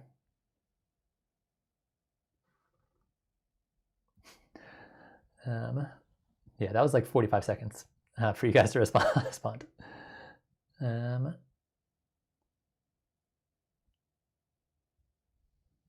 We design a follow action rack where users could drop samples in G form. Yeah, follow actions. I'll have to either next week when I'm streaming, or I'll have to make an effort at some point in the near future to make a video on dummy clips, because I think in order to really appreciate how cool follow actions are, you need to kind of combine them with other cool features like dummy clips. And that's a bit more of an in-depth topic than I want to get into right now, because we're hitting the 2-hour mark and I need some dinner.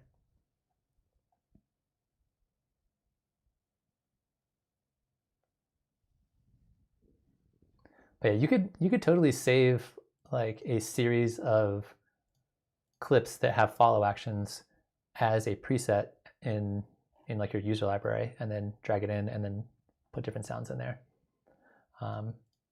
You can generate melodies this way. All right, let's do it real quick. An example, because that example was not super useful. Let's plug in, I don't know. Fine, we'll just do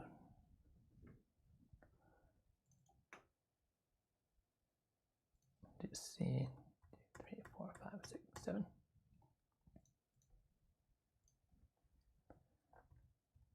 So I'm just going to plug in some notes.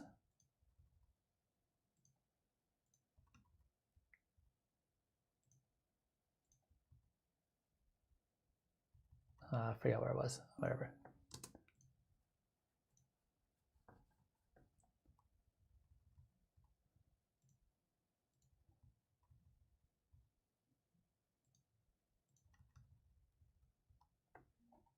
All right, so here's a bunch of notes that I plugged in. And I'm going to set these up, and actually we'll leave one empty. Leave 2 empty.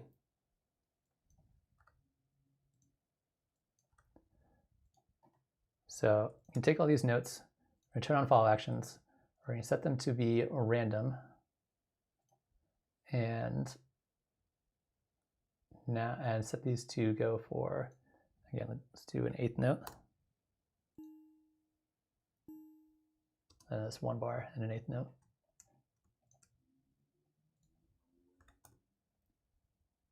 Let's just do this. Too fast. So we could take this and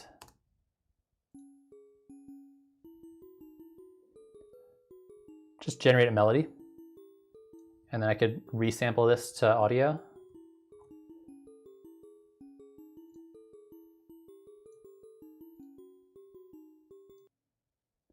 And record enable it here.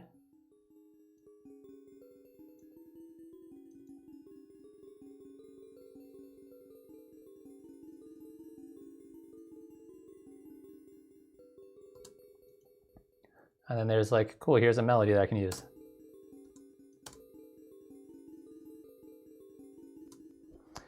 So you can use follow actions to, like I said, generate musical ideas just by kind of randomizing things and then resampling it.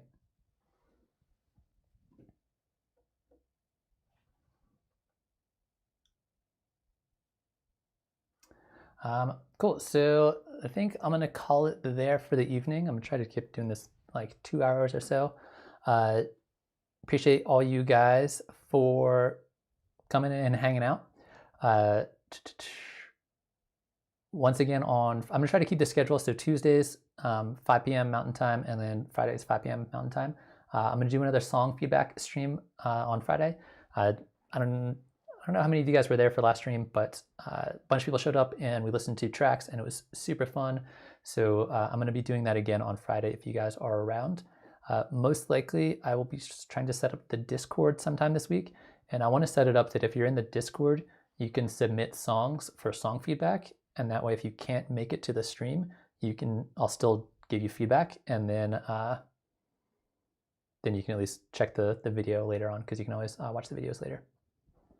So again, thank you guys for showing up. I really appreciate it. This is one of my favorite things to do right now. So I'm having a good time and I'm glad you guys are all enjoying it and showing up. So I think Tuesdays I'm gonna keep to be kind of just like random, just talking about music stuff. And then Fridays are gonna be song feedback streams. So yeah, so once again, appreciate you guys and hopefully I'll see you on Friday. Yeah. Thanks for popping by.